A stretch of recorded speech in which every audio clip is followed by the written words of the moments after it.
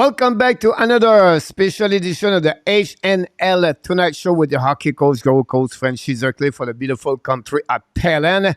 Tonight, guys, we have a double header. We're going to talking about the Flyers and the Senator, Ottawa Senator. We have a special guest, Mr. Bill and Mr. Kevin. And then after they leave, we're going to have the family of the Hockey National Show is going to join me, Marco and Artap, Randy, and Michael DeVillano, talking about the upcoming season 2022-2023. So the show tonight is going to be about over 2 hours. At the end, of course, we're going to do the Frenchie quiz like we do all the time. We welcome everybody in the house. Already have a few people. Prepare your question for both of them. Don't forget to put the little Q. That'd be the great things to do. First, we want to welcome Vinny James 007 with RJ Calabro is in the house. Run with Kings 20 and Alan Barnes. Welcome back, Mr. Enartap and William McClary joined us, and many others coming very soon. But first of all, less further ado to welcome back, of course, for the second time, a few times already, Mr. Kevin Francis, and for the first time in the house, Mr. Bill for the Flyers. Thanks, guys, to join us tonight. Take your time to be part with the Hockey Nation Live show. Glad to be here, man. Good to see Bill, too. Yeah, it's nice to talk to both of you guys. My pleasure. Thanks so much, Bill. A little bit like, you're really the one who would like to hear a little bit more about you, like your resume or bio, what you do with the Flyers. So that'd be great to hear a little bit more about yourself. Well, I work for PhiladelphiaFlyers.com, which is the Flyers website. I'm the contributing writer, so I do game reports, transaction analysis, player features, all those kind of things for the Flyers official website. And I also work with the Philadelphia Flyers Alumni Association as their content manager. In the past, I've worked for the International Ice Hockey Federation's website. I did freelance work for a number of years for NHL.com. So I've been working in one capacity or another in hockey writing for about 23, 24 years at this point. It's dream come true.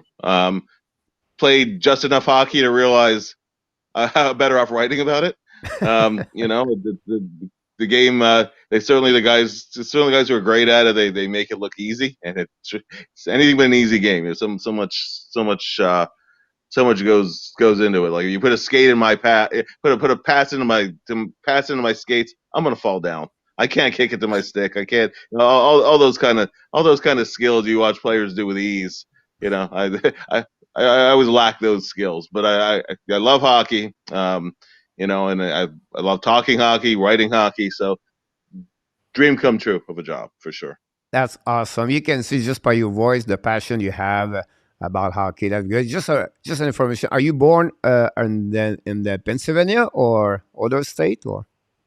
No, I am. I'm originally from the Philadelphia area. One of my first memories, I guess I grew up at the right time, was being 3 years old and watching the Flyers win their first Stanley Cup. And wow. Driving back from my aunt's house, and we watched the game on an old black and white TV. It was an afternoon game, and just how excited everybody was when you're driving. All the people out on the streets, like knocking on the hood of the car, all that. And I just fell in love with the game right away. So it goes back to that, and it's really. The Flyers are always my first love, and as you go over time, though the Flyers were still, if you had to say the team, my rooting interest, but I love the game as a whole, and that's why, as I said, I've done work for the IHF, covering the World Juniors over in Sweden. I've done a couple of hockey-related books, co-written them, so it's been fun. A couple of years ago, I don't know if some of your viewers are familiar with Paul Stewart, the referee. Yep. So Paul's in the U.S. Hockey Hall of Fame, and before that, he was an NHL player, actually an enforcer. So Paul is actually the only American who's been both a player and a referee in the NHL. And Paul actually asked me to work in his autobiography with him, and that was a lot of fun. That was a lot of fun. Being at his Hall of Fame induction was pretty neat too. So just the game as a whole. I love anything hockey. Probably have his own style as a referee. I can recall it. I don't know. Maybe Kevin can help me, but I think he played for the Quebec Nordic. No, He did. Yep. Yep. right? He did, yeah. 1979, 80, and Yep. then he became a referee after that. Exactly. So it was the time with Ron Fournier and then all the Kerry Fraser and everything. Like, so probably was a really a really fun one about this. But we'd like to welcome guys, Kevin Francis. Kevin covered the Ottawa Senator, and we want to thank him first of all, Kevin, for some we met the first time. You bring a lot of great guests, and everybody we get here, guys. Kevin is really the one who works behind the scenes for us, and I really appreciate Kevin for what you do for the Hockey National Show family. So thanks again, Kevin. Well, hey, thanks for the kind words. And you know what? Glad to get Bill on. I know Sam was on with you there the other night too, Sam Wu. So I mean, you've had a couple of other guys. Sean I know was on, the Oilers writer. You've had Jacob on. So no, and you know what? It's a good crew that we have there together, right? So everyone that comes on, everyone just great hockey knowledge, and like we were talking beforehand, it's that passion that everybody seems to have, right? Like Bill was talking about, right? It's that passion. It's that the first time you know it. Hey, yeah, this is the sport I want to follow and whatnot. But no, glad to be on, man. And hey, it's opening night. It's nice to see some. I mean, I know it's not technically right, Yeah, because of the Reds and the Sharks, but we'll call it North American opening night, I guess. you're absolutely right about this one. By the fact, Tampa Bay play with the New York Rangers, and then the Vegas going to play again the Los Angeles King. Just curious because I feel like we are all the same age. Maybe Kevin is younger, but we'll see.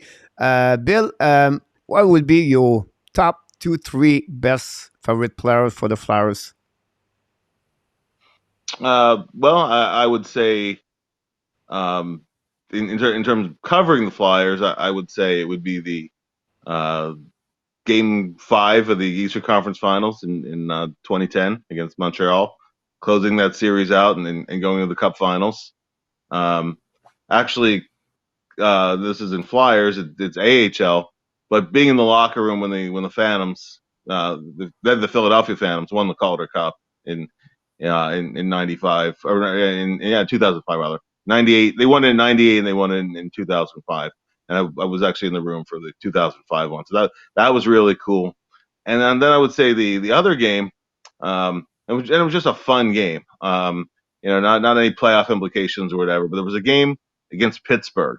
And there were both Joffrey Lupo and RJ Umberger, who was from Pittsburgh, had hat tricks in that game.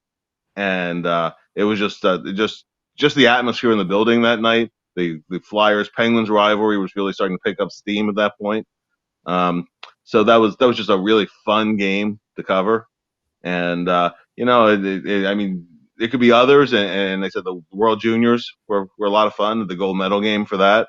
But in terms of covering and in terms of watching as a fan, I would say that my favorite year was the 86-87 season. And ultimately the Oilers dynasty beat the Flyers in 7 games in that Stanley Cup final. And it was some of the best hockey I've ever seen. And I think everybody has a year or a team that 1 year, even of a certain franchise, that they like 1 year, one group of guys really stays with you. And for me, that would be the group in the year, the 86-87. That's awesome. It's great memories for sure. Look, we know the Flyers. I don't know if I can work the best word said, the transition, or I don't know exactly, but we know John Tortorella. But before we talk about him a little bit later, we'd like to know a little bit, give us a little bit the review of the main camp, rookie camp, and what you learned from those both camp and what the Flyers look like for the upcoming season. Well, I'd say that expectations are lower than they've been in quite some time. A lot of publications picked the Flyers for last in the Metro, for one of the bottom spots in the NHL. Those predictions are all over the place. The last 2 seasons have been rough. Last year started out well enough that they started out 6-2-2 through 10 games. They were absolutely riddled with injuries. Sean Couturier, had back surgery, and he was shut down kind of early in the season, even before the back surgery. They put a lot of eggs in the basket of that Ryan Ellis was going to be a top pairing defenseman. As it turned out, he only played 4 games, the first 3 games of the season, 1 game in November, and he hasn't played since then. And he may not play again. He may not play at all this year. So that really hurt them. When Matt Niskanen retired suddenly after 2020, that they've never filled that hole. Just a guy who helped stabilize the blue line, and so they're still looking. And at one time the Flyers were really banking on the farm system as being, how they would get from how they would get to the next level, right? When Ron Hextall was general manager, he was content to just make or just miss the playoffs, and the whole plan was to build through the draft. And I know you guys are familiar with Hockey News' Future Watch issue, and that is it's built by a consensus of scouts and general managers and people from league wide. And for about a 5-year period, the Flyers were number 2, number 1, and number 5 one year in their league wide rankings of prospects. But so they drafted fine, but for a number of reasons on the developmental side, it just hasn't really come to fruition yet. Some of these guys they're still waiting on, and some guys kind of fell by the wayside for various reasons. Like Nolan Patrick, for example, and that's unfortunate. I don't know if Nolan's going to be able to continue his career at this point. He's had so many injury issues. So, but the bottom line being that they drafted players, and some like a Travis Konechny or an Ivan Provorov have been solid NHL contributors, but nobody has hit that level of stardom. What happened was they had this nucleus, the nucleus of players, the Claude Giroux's, the Wayne Simmons, for a number of years before that, Kimmo Timonen, this group of players, and the idea was, okay, now they're going to build through the draft, and when those guys get too old, this young group of players are drafting, be coming into their primes, and it didn't really work out that way. The core group got older. The only one who's left now is Sean Couturier. Giroux, of course, was traded last year to Florida, and he's now with the Senators. And they're hoping the guy they got for him, Owen Tippett, steps up. He has all the tools to score, but he hasn't scored yet. So we'll have to see how all that goes. So expectations are low. Flyers are pretty widely expected to miss the playoffs, and on paper you can see why. Really, where they're trying to gain some respectability through Tortorella is through structure, bringing down the goals against average, being a lot more resilient, and being able to grind out 2-1 and 3-2 wins. That's hard to do for a whole season, right? But that's what the hope is for this year, and it's just to rediscover a little bit of work ethic and accountability, and that they would consider that, I think, a successful year. But in terms of where the expectations are, I think most people would expect the Flyers to be a draft lottery team this year. Yes, definitely about this. Before Kevin, you join us, I want to welcome everybody else. I know some of you guys just show up. We want to thanks to be a part of the show tonight. We have Mr. Bill for the Flyers, Kevin for the Ottawa Senators. So, Kevin, you can, if you have any question you want to ask Bill, welcome. I do. It's funny because he touched on it, and it's the whole thing when you were talking about structure and whatnot. Do you think, though, we were sort of talking about it a bit beforehand, but do you think, though, that Torts is going to be, I guess, patient enough, right?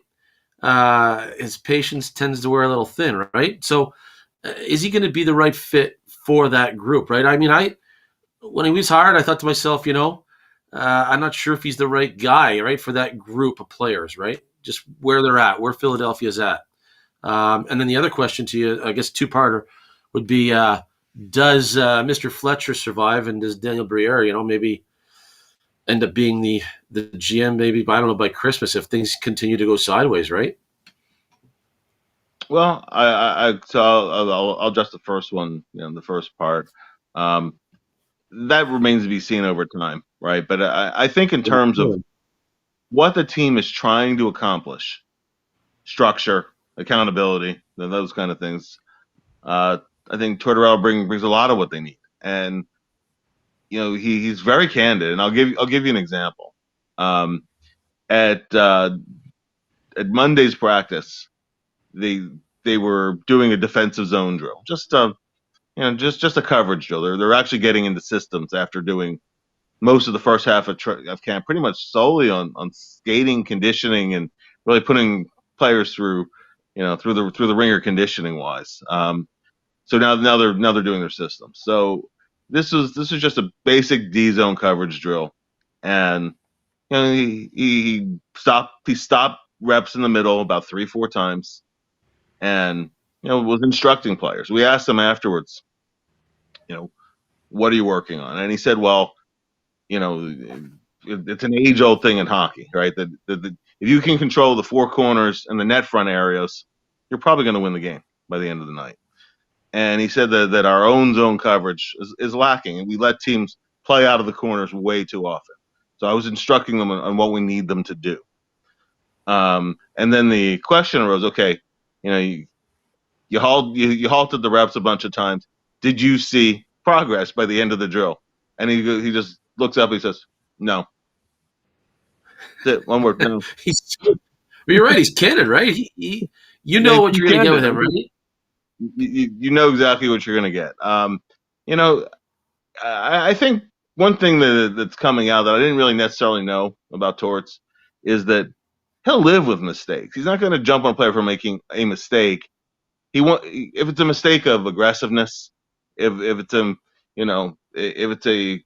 not a selfish kind of thing, a guy overstaying his shift and then taking a penalty, those kind of things, those kind of situations that arise out of trying to make plays or whatnot, he's fine with it and he'll live with it. But it's the other stuff, and he's pledged that if you show you'll give me something when you don't have the puck, I'll let you play offensively, and you can be you can make plays and whatnot, and as long as that's the way it's going to be, I'm all for it, because I think A, the team is going to have to score by committee, but B, I think there has been a lack of accountability on the team, almost being too nice to one another in some regards. Sometimes there has to be the bad cop in the room.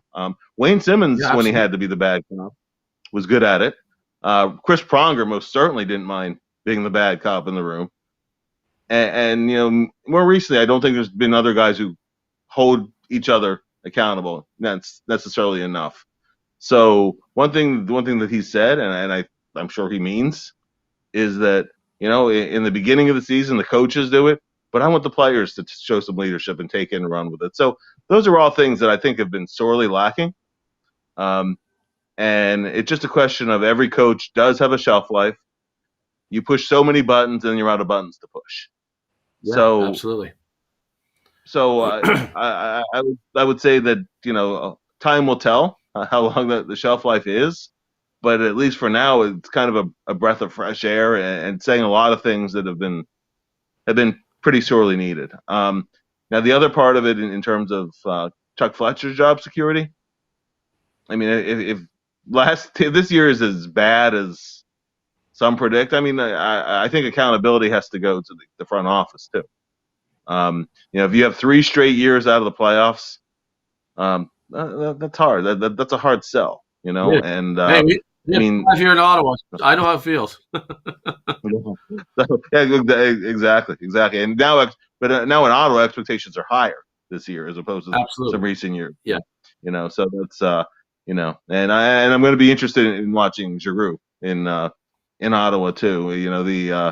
And now that I mean, it's a homecoming of sorts for Claude, but he's also not the captain anymore, and it's a little bit different kind of role. You can see, Bill, I did not talk. I'm with Montreal Canadiens, so I'm really calm. I did not ask. I did not mention anything because it's going to be hard. Of course, Kevin's going to be a little bit better this year.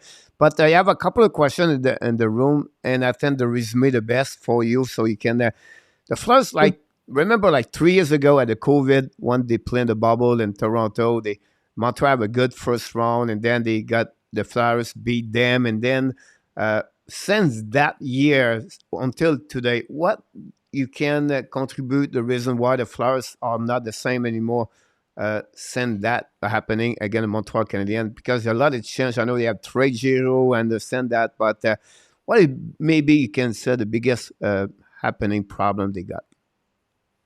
Well, I think you have to go back to that year before COVID and before the bubble. You know, they brought in Alain Vigneault as the head coach.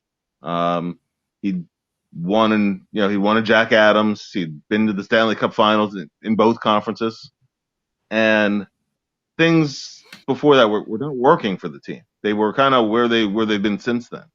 And he came in, and players bought in for 1 year. For 1 year, they bought in, and you could tell they bought in not just because the team's record was improved and they were near the top of the East, when the season stopped, but also because if you look at some of the things that went into it, no team in the NHL allowed fewer shots per game than the Flyers that year, right? They were seventh in goals against average, seventh in goals per game. If you're top 10 in both, you're going to be a playoff team. And even some of the other stuff too, like players were skating with a lot more shift discipline. For example, the average shift time was down by 3 seconds, and now over the course of a game, team's going to be fresher in third periods. If you're not, those longer shifts add up. So guys weren't overstaying their shifts. All those little discipline and details areas. When they came back in the bubble, the round robin went fine. It was almost like the regular season. I don't think the Flyers were great against Montreal. They won the series, I think, largely because Carter Hart was excellent in that series, and they stepped up enough to win that series. But I don't think the Flyers were as good as they were at any point during the season. And then it was weird because they went 7 with the Islanders, but 3 of the wins were in overtime, and really the Islanders outplayed the Flyers. I thought 6 of the 7 games. So. So they got within a win in the conference finals. It was a great run, but already they were kind of going a little bit the wrong way in their play. So what's happened since then? All those things I was talking about, the shot suppression, right? The allowing fewer shots in the league. Well, a year later, they're 20th or 22nd in the league in that. The penalty kill went downhill. The power play went downhill. And then last year went even more, So players tuned Vigneault out, I think, by the end of his second year, maybe even a little bit before then. And then last year they were just not listening to him. It was borrowed time, and Vigneault took the fall for it in December. Add in all the injuries, add in everything else, and add in this too, that the Flyers' power play last year was not just worse in the NHL. But it was the worst in franchise history since the first year. So in 67, 68, they were 12.3%, and last year they were 12.4 or 12.5%. So that was, those are the 2 worst power play seasons in franchise history. So really, you add in all that, and I felt really bad for Mike Yeo because he didn't have a chance. The team had already checked out on the year. You're without so many key players due to injury. And it just snowballed. So they needed a big bold change at least behind. And I mean, truthfully, there hasn't been much personnel change because the Flyers got themselves in the cap trouble, and they weren't really able to do very much this offseason. So so what they're trying to do is rebuild some of those elements that where they had that rebound year, and it doesn't take talent to do that necessarily either. You don't have to be the most talented team, to be the best conditioned team. You don't have to be the most talented team to be in the top half of the league in goals against average, but it takes everybody buying in, everybody pulling the rope the same way. So that's what they're working on. That's where they went wrong. And I would say in the preseason where, once again, so many guys are missing. Couturier's missing. Cam Atkinson didn't play a single preseason game. Provorov only got into 1 preseason game. So the injury stuff is all continued. And you don't use that as an excuse. But the truth of the matter is, they haven't had a look at the team yet. I don't know what the team's going to be because so many guys that are going to play in the top 6 forwards or the upper end of the defense core were missing for much or all of the preseason. So they gave I guess the good part of that is young players get extended chances to play, and they need some young guys to step up. Morgan Frost, Tippett, Noah Cates has looked really good. Cam York didn't look so good, and he ended up sent down to the AHL. So I don't know. I know they have a very tough schedule early on and an uphill climb. So it's it's a tough situation, but we'll see what takes shape because a lot of times there are teams that surprise every year. It's not impossible to overachieve to a degree. Kevin? I got a quick one for you too. Just going back to Torts, I think to myself, he's always been kind of impatient with one or two players, it seems, wherever he's been, whatever stint he's had, right? And I wonder, there's 2 players that come to mind for me when I look at the Flyers roster. And I wonder, is he going to be patient with Carter Hart, number 1, or is he going to have a short leash? But number 2, I really wonder if Travis Konecny, if he's going to be a good fit, right, with Torts. I really wonder, right? Those are a couple of players because he reminds you a bit of how Max Domi, what he had to deal with, right, in Columbus and so forth. So I wonder, is there someone, or 1 or 2 or a couple of guys on that roster right now where you think, oh boy, this, he might not have that, like I said, that patience. He might have a short leash on them. Can you see something going sideways with a couple of players? Yeah, actually with multiple players, Oh, really? For different reasons. Yeah. I mean, we'll see how it goes. Kevin Hayes, particularly in the absence of Couturier, Kevin Hayes by default becomes the first line center. Hayes had his ups and downs in his relationship with Vigneault. I think they ended up in a pretty good place, but I think that there were times where Kevin may drive John up the wall sometimes, just because Kevin will do things like sometimes he's killing a penalty and he'll try to rag time off the clock in the neutral zone. He'll overhandle the puck at times, trying to do too much. So I could see Tortorella getting on him for that at times, and a little bit of push-pull. Tony DeAngelo is going to have a really interesting relationship with Tortorella. Yes. Good. Yes. That could potentially be volatile because both guys kind of burn hot, and both guys are very emotional at times. And DeAngelo, one of the things with Tortorella is he always wants the puck moving north. That's one of his one of the things that's vital to his system. Keep the play going north, and DeAngelo's not afraid to go east-west. And when he's up ice, his first look isn't to throw the puck at the net; it's to look for his partner. And so that's a little bit of a different philosophy than what Tortorella wants. Now, if it's working, Tortorella will give him a leash to do that. If it's not working, it's gonna be you're doing it my way. And I could see some tension between those two at times. And I would say that and actually he liked his camp and thought he had a good camp. But one thing when Mike Yeo was here, Morgan Frost has all the talent in the world. I mean, I'm a big Frost guy. The thing with Morgan is he hasn't really broken through yet, and any kind of a consistent basis. And last year Mike Yeo spent a lot of time trying to remake Morgan's game, and I think it worked to a large degree. The place where they left off at was the area where Yeo wanted to see Frost and Tippett too, and some other young guys improve. He said, when it's going well for a hockey team, it's easier for guys to step up and play well when everybody's playing well. It's when the momentum turns against you that you don't want a guy blending in the wrong way, and that still is an issue with some. I mean, and you see on every team, it's a barrier that players have to break through, especially on teams that have struggled. So, and Tortorella's already laid that challenge down to being okay.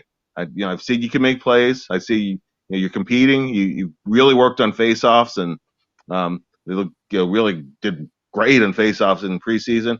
But now I want to see you do it for 16 minutes a game. I don't want to see it for one period, parts of a game. You know, especially if we're trailing. I want to see you be a difference maker, and that's the challenge to him. And if he's not, then Torts is going to get on him, and that's and that's an interesting relationship. Sometimes when you have a guy like Noah Cates is really a complete, mature two-way player. He'll never be in Torts' office. I mean, yeah, he will for little corrections here and there, but it's not going to be it's not going to be a volatile, confrontational kind of a relationship. Now, but for some of the guys like the Tippett's and the Frosts, I hope they get off to good starts, because that'll make the sailing go a lot smoother. So there's a lot of guys. I mean, Tortorella himself said that confrontation to him is not necessarily a bad thing, and part of what makes him tick as a coach is challenging players and confronting them. And it's easy to say the right things as a player. Oh, I welcome that. I welcome the feedback. I don't mind the critiques. They help me be better. All those kind of things, are all the right things to say. But the proof is going to be in how you react when those situations pop up. So you mentioned Konechny. I think Konechny's a great example of that. Of a guy who, we'll see what's demanded of him. We'll see where the tensions arise, and then we'll see how he adjusts. And that'll show more than what they say. What they do. It's more important. Fair enough. No, fair enough. Kevin, go ahead. Coach. Go ahead, Coach. No, go ahead, Coach. I'm good. But for me, it's funny when you talk about it's the same scenario in Montreal. I was just laughing. I said, "Oh my God, we thought here we are really bad, but we can see other teams have their own adversity challenge, because we have so many injuries already. Like talk about Madison, talk about Edmondson, Byron, and everybody else. It's not easy to have to build a kind of chemistry when you're missing too many players, and they're young players. We have already 4 rookies going to start the season over there. But I want to give us a bit more, Bill, about the projection, not what your expectation or maybe the people for the Flyers, not the fans, but more for the staff management and the office, and what their expectation for the upcoming season. Well, they started out back in January when they were doing kind of the mid-season state of the team, and Dave Scott, who's the CEO of Comcast Spectacor that owns the Flyers, he said we're going to have an aggressive retool, which raised expectations of going out and getting some big name talent and whatnot. Even then, I had to be honest. I was thinking, how are they going to afford it? Because they didn't seem to have the cap space. And what happened as they got into the offseason was they found out this wasn't going to happen. They could get cap space, but for example, if they move James Van Riemsdyk, yeah, you could move him, but it's going to cost you a first-round pick to move. And so it went from aggressive retool to a stabilizing year and trying to establish just playing the right way, being more competitive, whatnot. I think that if the team was really being honest, if management was really being honest, I don't think their expectation is, it's weird to say this with the Flyers, because the expectation even a year ago this time was to contend, be a team pushing for a top spot in the East. I think given what's happened, I think the expectations, even internally, have been tempered. Now, I don't think they're going to be happy internally if the Flyers really are competing for Connor Bedard, and not because they don't want him, but just because that means you're at the bottom of the standings. And I don't know if another year of being they were the 4th worst record in the league last year. I don't know if management's going to survive that. You very well might see Danny Briere come in and step in as general manager. Remember, he didn't interview for the Montreal job a year ago.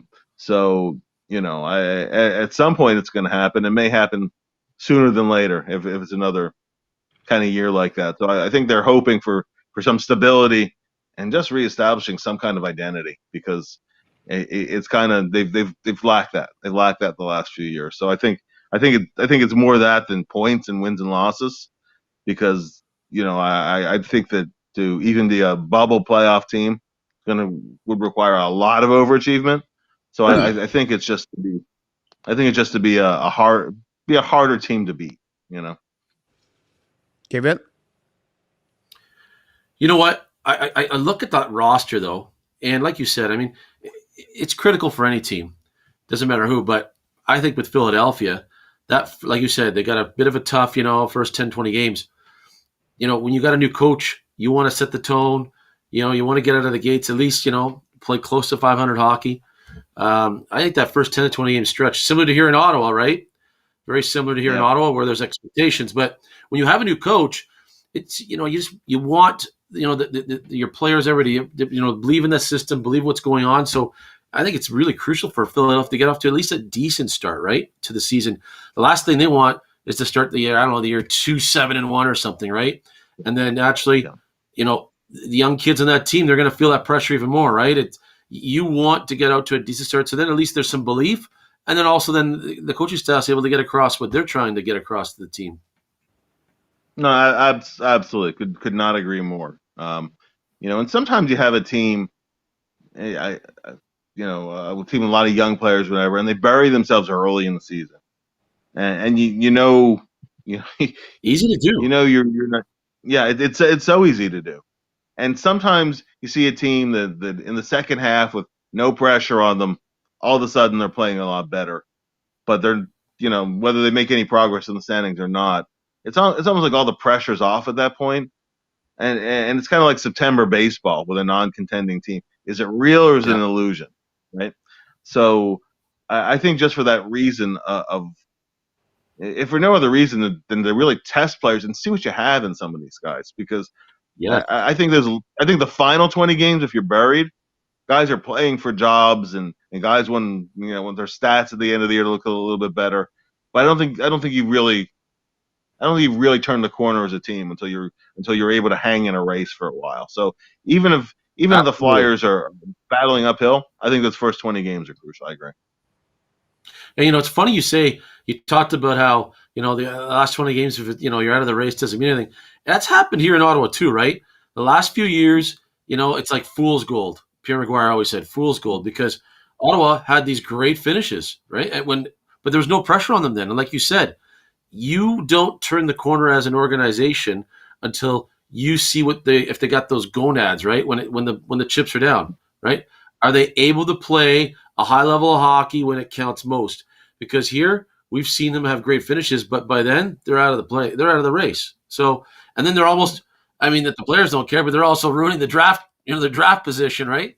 But at the same time, I couldn't agree with you more. Here in Ottawa, the first 20 games are going to be critical for a different reason. There's a lot of expectations, and if this team doesn't get out of the gates fast, it's a no-brainer. DJ's probably on the hottest hot seat, I think, of all coaches. And it's funny, you did mention a couple of things there about Torts, and I love what you mentioned in terms of his structure and his systems and so forth. And that's still something that even the local media here has said, even the guys that do the play-by-play here in Ottawa, they've talked about it. It's still lacking, and I think it's going to be a big concern for this team. So you mentioning that there's a lot of similarities. We're now going to hopefully get to that playoff contender status, right? Where now you guys are hoping to get out of the gate like we were trying to do the last couple of years. You want to break away from that funk of being in the bottom 10, the standings. But no, I think you guys, the goaltending thing for me is what's going to stick out most, I think, for you guys. For the Flyers. Carter Hart, I don't know, do you see him maybe logging 60 games? Or do you see more of a balance, like a 1A, 1B approach? What do you think? Well, the biggest thing with Carter is staying healthy. Every year of his career, he's missed time with injuries. Now he didn't play in the preseason this year. Actually, he got injured on, I think it was the third day of camp, so he didn't get any games this preseason. That's my biggest concern with Carter.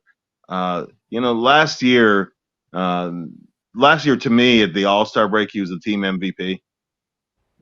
He had a .915 save percentage, which is solid, not spectacular. But when you watch the team in front of him and how porous they were, it probably cost them, 0.5% to a percentage point. And at .920 to .925, then you're really talking about an upper echelon goalie.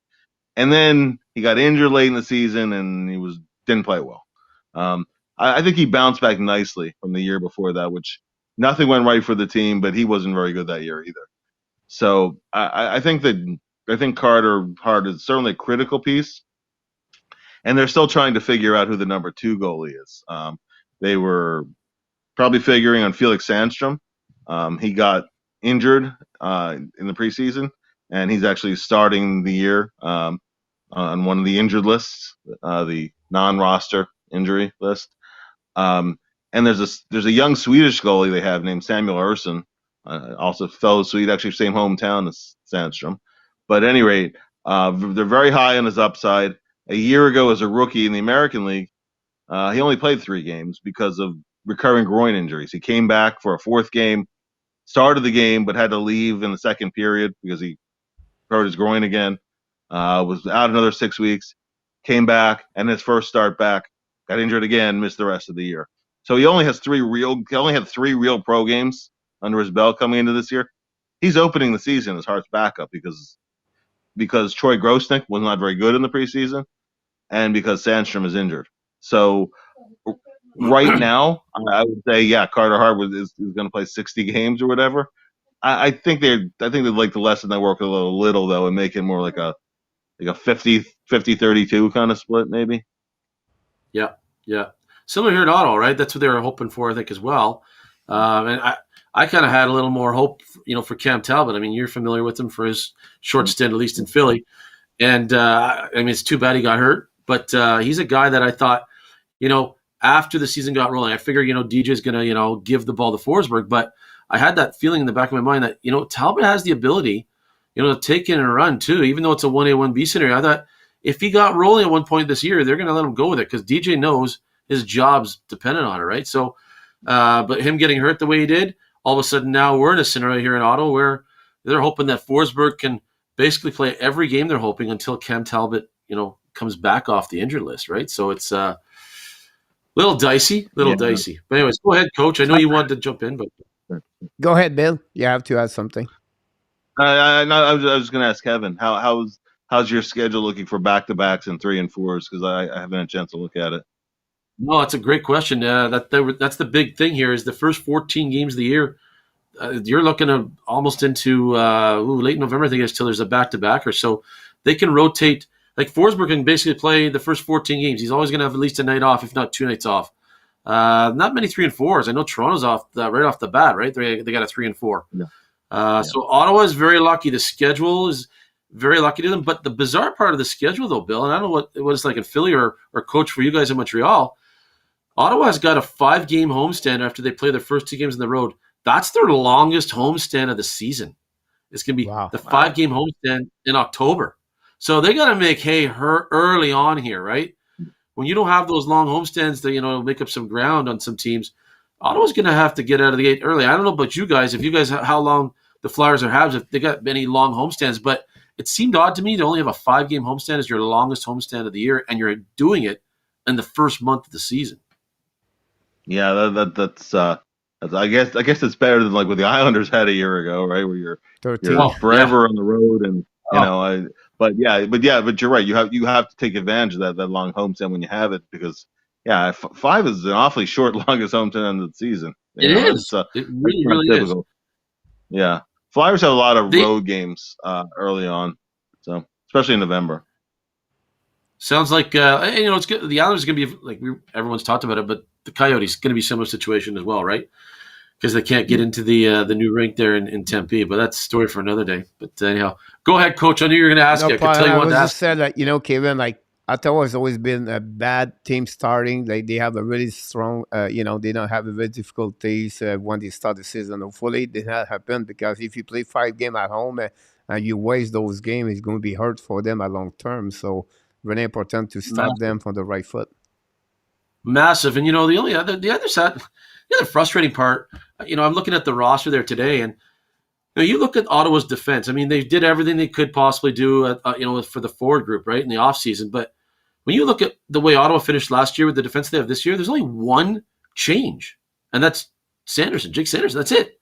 It's the same defense.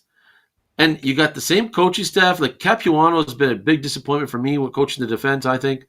And the fact that, like I said, the structure seems to still be lacking. I hope, it's not going to be what it looked like in the preseason, but you look at Zaitsev, I don't even know why. A lot of fans are saying, oh, you don't want to send Zaitsev down because it's going to lower his value. No team's going to want him. They're going to think he's not an NHL defenseman. Well, the guy was a -5, a -6 in the preseason. His value couldn't be any lower. Who cares? Get him out of here. And that's the problem here right now is that, I'd like to see a guy like a Jacob Bernard-Docker or a Lassie Thompson get some reps, even if it's to be with the team in practice, right? Get some reps, bounce them back up and down. They're still waiver exempt, so, you can bounce them up and down. But instead, they got Zaitsev here sitting here as the 7th defenseman, and we made one change to last year's defense. So how are you going to improve your goals against, especially when there's been no real, the big 5-man unit has been the biggest deal here, right? Are we going to play in 5-man units? And that just didn't happen in the preseason. Even when we were icing almost 80-85% of what their lineup's going to be on opening night. So it's a little frustrating. A very pleasant surprise, though, with DeBrincat and Giroux, how they've gelled so well together, right? I mean, the two of them have been dynamite in the preseason together, and it's great to see. And then they got a lot of depth, like I said, at that 4 position. That third line, I think, is going to do a lot there with Tyler Mott, and you got Pinto in the middle there with Joseph on the other wing. But and I like you had him there in Philly, Brassard. I like the Brassard signing as an extra forward here. It killed Ottawa last year, right? At least Pierre, I'll give him all the credit in the world. I'm hard on him, but he's looking ahead to this year, thinking if we run into injuries or even COVID issues again, who knows what's going to happen with the 6th or 7th wave here? You've got a guy that can play up and down the lineup. You can play special team, and you're not stuck having an AHL player trying to, play, top 9 minutes right at the 4 position. So I like the Brassard signing. I know you, like I said, you guys had him there in Philly. I like what he can bring to the table, boy. I agree. He had injury issues. Who didn't here? But he had injury issues last year. But early in the season, before the injury issues set in, he showed he can still play and he can still contribute. He played anywhere from the second line, third line, but he played center. He played wing. He's a good, solid citizen in the locker room. Just a class guy, and absolutely, and he's a winner. And he's a winner, and he's he's a good supporting cast player even at this point. When he came in the PTO, I thought that's a good spot for him, and I'm really happy he got a contract too, because you just want to root for the good, really good people in the game, and he's certainly one of them. True. And what'd be even greater is if I want to say he's 49, 50 games short of 1,000 games too, right? So it'd be kind of neat for him to get to that, get the silver stick and get to that point. But no, the biggest thing here, and it's amazing when you think about where we're at right now as a franchise, because we're starting the year on the road. Ottawa is, they're in Buffalo on Thursday, and then in Toronto on Saturday. But you're going into 2 rinks where they're going to want to get off to a good start on home ice in their home openers. And then all of a sudden we come back here. We could be coming back here. Ottawa could be coming back 0-2, or they could be coming back 2-0. Who knows? But they're going to get one heck of a game from the Sabres. That's a rejuvenated team, a lot of youth. I love Granato as the coach there. And then you got Toronto as well. I mean, Saturday night, they're going to want to bring it. So it's amazing how quick the fan base here is going to either be on the bandwagon or off the bandwagon, because then they got the 5-game homestand, and who knows?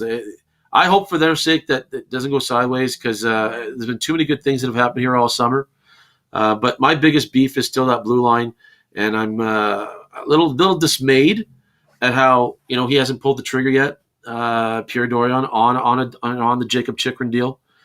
I mean, it's funny. I a week ago today, I tweeted out I really thought they were close to having it happen again, and he's just gun shy on including certain aspects. He seems to want to have that first round pick to be protected, and the Coyotes don't want it, right? They want unprotected, right? And I don't know why he's so worried about it, because if he's worried about finishing the bottom 10, then this fan base is going to be, it's going to hit the fan, right? So I just think, let it be an unprotected pick. I know for a fact that they wanted Jacob Bernard-Docker to be showcased a bit. That's why they sent Lassie Thompson down sooner.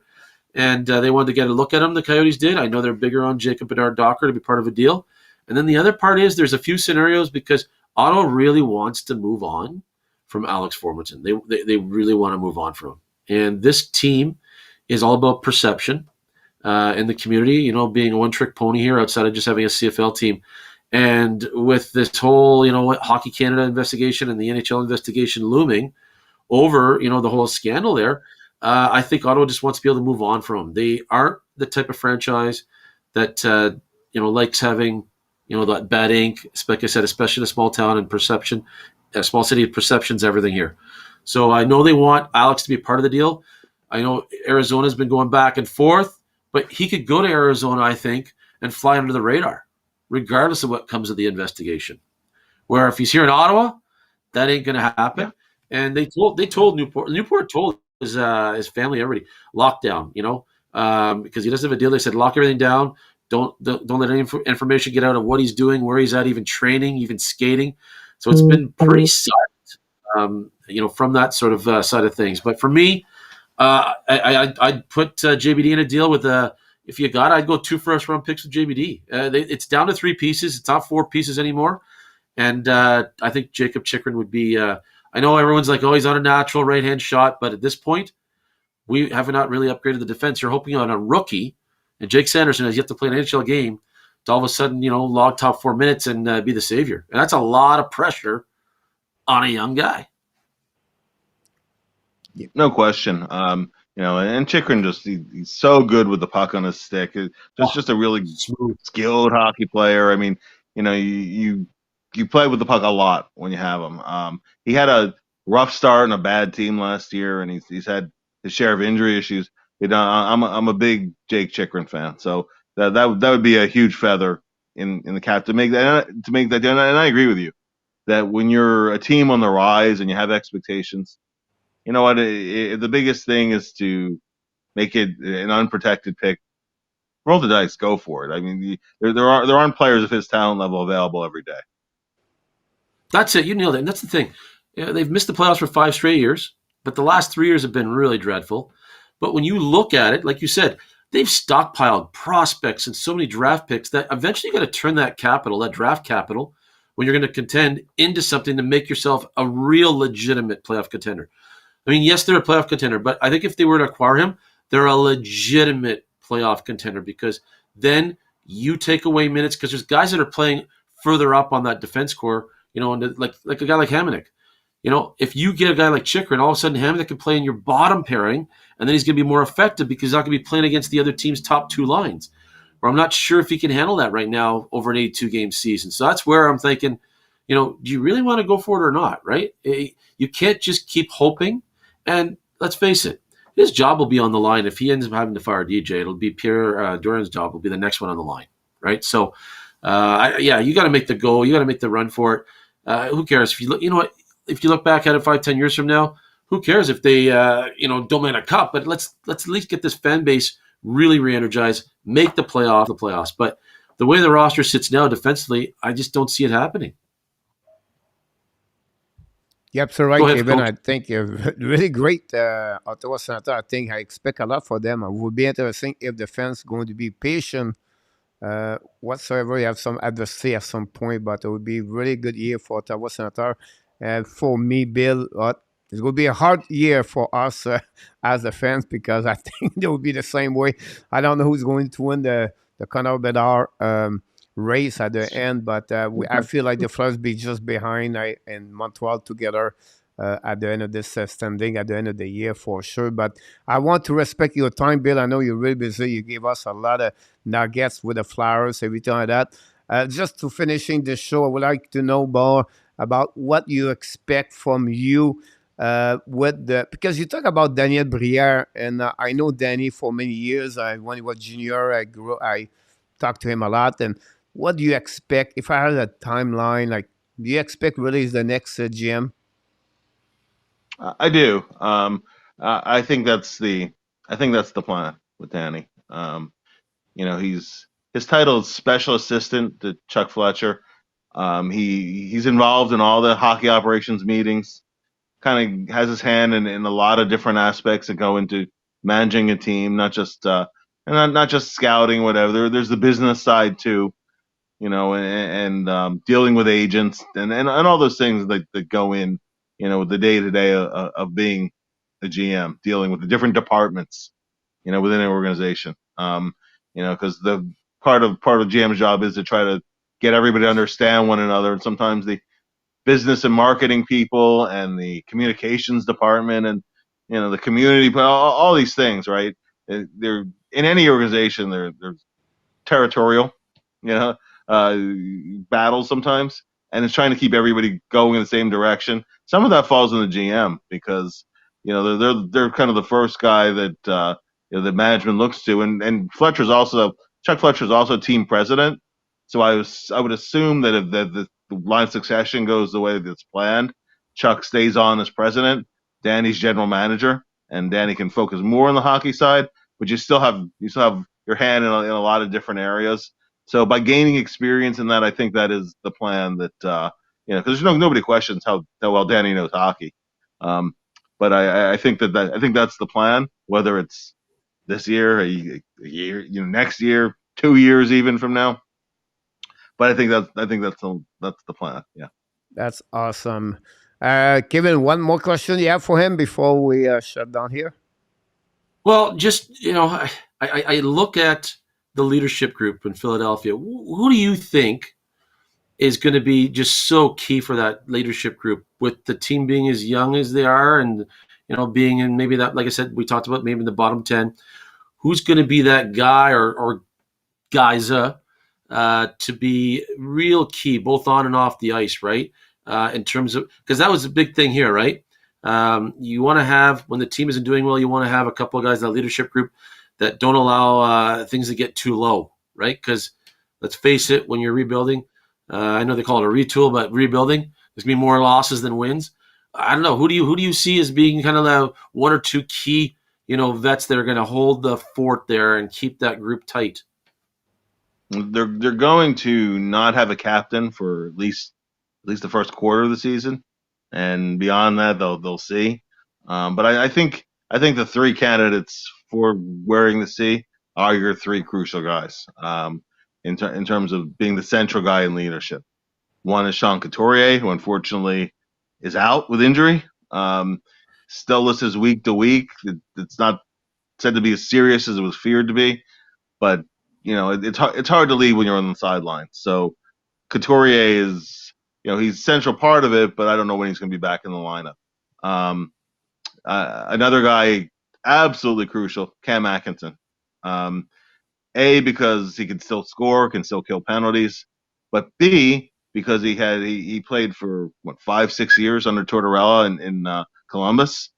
His career took off under Tortorella, and they have a great relationship. So, Atkinson is kind of that guy that can make sure people are buying in, staying on the page. And Cam is such a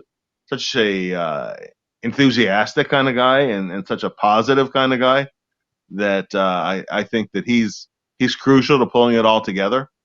And the third guy is Kevin Hayes, and Hayes is, everybody in the room likes Hayes. Part of especially stepping up without Couturier there. I think Hayes has to play a big part in that. Last year was such a brutal year for Kevin. First and foremost because of what went through with his brother dying, and the other part of it being injuries. I mean, he had three different surgeries, like abdominal area surgeries, in a calendar year, 3 of them. And finally, the last part of last year, we started feeling healthy again, and started being more like the Kevin Hayes that the Flyers spent so much money and such long term to bring in. So Hayes staying healthy and taking on a bigger role and being a little less streaky, a little more consistent, and leading by example. So he'd be the third guy that I would say would be the central part of the leadership group. That's awesome, Bill and Kevin. We are really appreciate. I think we have some greatness inside of this show tonight. You bring us a lot of nuggets, Bill. We're really thankful to have your time with us. I know you're a busy man, and to be just the beginning of the season to give us that night tonight, we really appreciate. We hope the best for the Flyers for the next couple of weeks and months. We'll see what the turnover at the end of the year for sure for the outcome. But again, Bill and Kevin, thanks again to join us tonight, the Hockey News Live Show. We stay in touch. Hopefully, we can do it again at some points on the season. We would love to have you aboard, and fans, I really appreciate you guys to be with us tonight. Kevin, definitely we're going to go back next week, possibly with you, if you don't mind. And Bill, we wish you a great year with the Philadelphia Flyers for the upcoming season. Thank you, guys. I had a great time. Thanks for having me on. Thanks so much, Bill. Thanks, Bill. Kevin, are you all right? I'm here. I'm good. I can go on for a few more minutes if you want. And like I said, I don't mind hooking up there again next week. But no, just it's gonna be really interesting here. These next 10 games are it's amazing how much pressure there really is. I mean, they were up in Mont Tremblant today doing a team building event, right? Yep. And they're a tight bunch. This is a tight bunch off the ice, but at the same time, it's just the defense and the 5-man units are going to be so critical for this team. So can't wait to see how they are out of the gate, right? But I just, again, love what they're doing up front. They're not going to have a problem scoring goals, but it's going to be, can they keep enough of the pucks out of the net, right? And that's what it's going to boil down to. And like I said, sadly, I got a lot of, I don't know what the word is, a little angst. I'm a little nervous, let's put it that way, when it comes to the blue line, And like I said, the fact that guys are playing up one spot higher in the lineup than they really should be, I don't know if it's going to fly or not. And you know what? If they were to get out of the gate slow, I could see Dorian pulling the trigger real fast, right, on maybe getting Chychrun, right? Because he's going to then have to. I watched a lot your game against Montreal, but I really love Jake Sanderson. He looked great. He did not look behind or difficult. He does a lot of great stuff over there. So I think he did a good job for you guys for sure. And I'm going to follow up for sure, Kevin. But I want to say something in front of people here.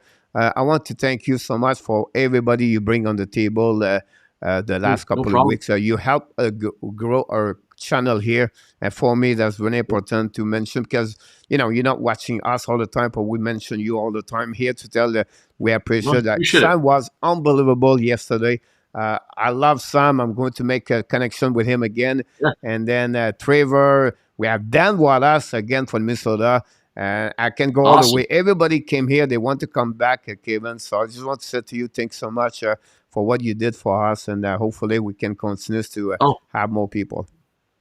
My pleasure. And I mean, I got to watch because you guys had recorded. I watched the one with you and Liam McGuire as well. That was a great hit. Oh my God, it was great. And Liam want to come back. We keep him some differently during the season. So yeah, and he's a big Habs guy too. So he's not just a hockey historian. He's a big Habs guy too.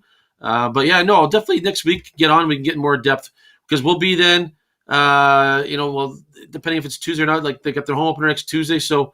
Maybe on the Wednesday or something, I could jump in with you guys for a bit. Yeah, no problem. Again, sometimes you don't have to be here 60 minutes, just 10, 15 minutes, and you bring some nuggets, give you a review about Ottawa, whatever it is. Depends on our schedule, but, the biggest for me is when Montreal play. I definitely cannot, but otherwise, we can definitely join you. You join us at some point. But again, we really appreciate Kevin, and we thank you so much for tonight. I can wait to see you next time, and it's going to be interesting what DJ Smith is going to do for the next couple of weeks. Oh, yes. Hot seat, no doubt. And, I hope for his sake and for the team's sake that it does go well.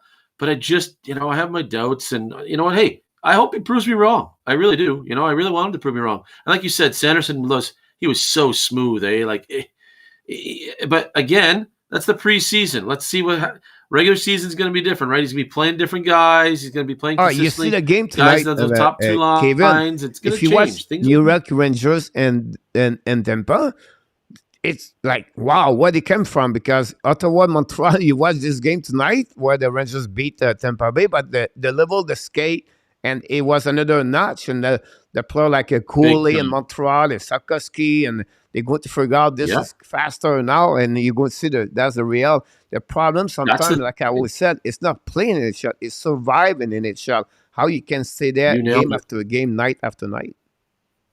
He's going to have to really ramp it up. I don't, he's starting on the road. That might help, not as much pressure, hopefully, by starting on the road.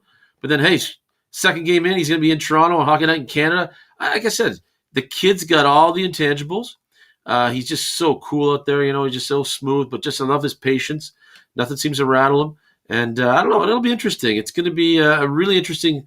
Like I said, between now and when I talk to you next, we're going to have a better idea, I think, of just to see. Hey, you know what? Maybe this team has turned the corner, and maybe the defense won't be as much of an issue as it is. But again, like you said, watching the Tampa game tonight, and then watching the last few games out east there with Montreal and Ottawa. Wow, night and day. The pace. The pace.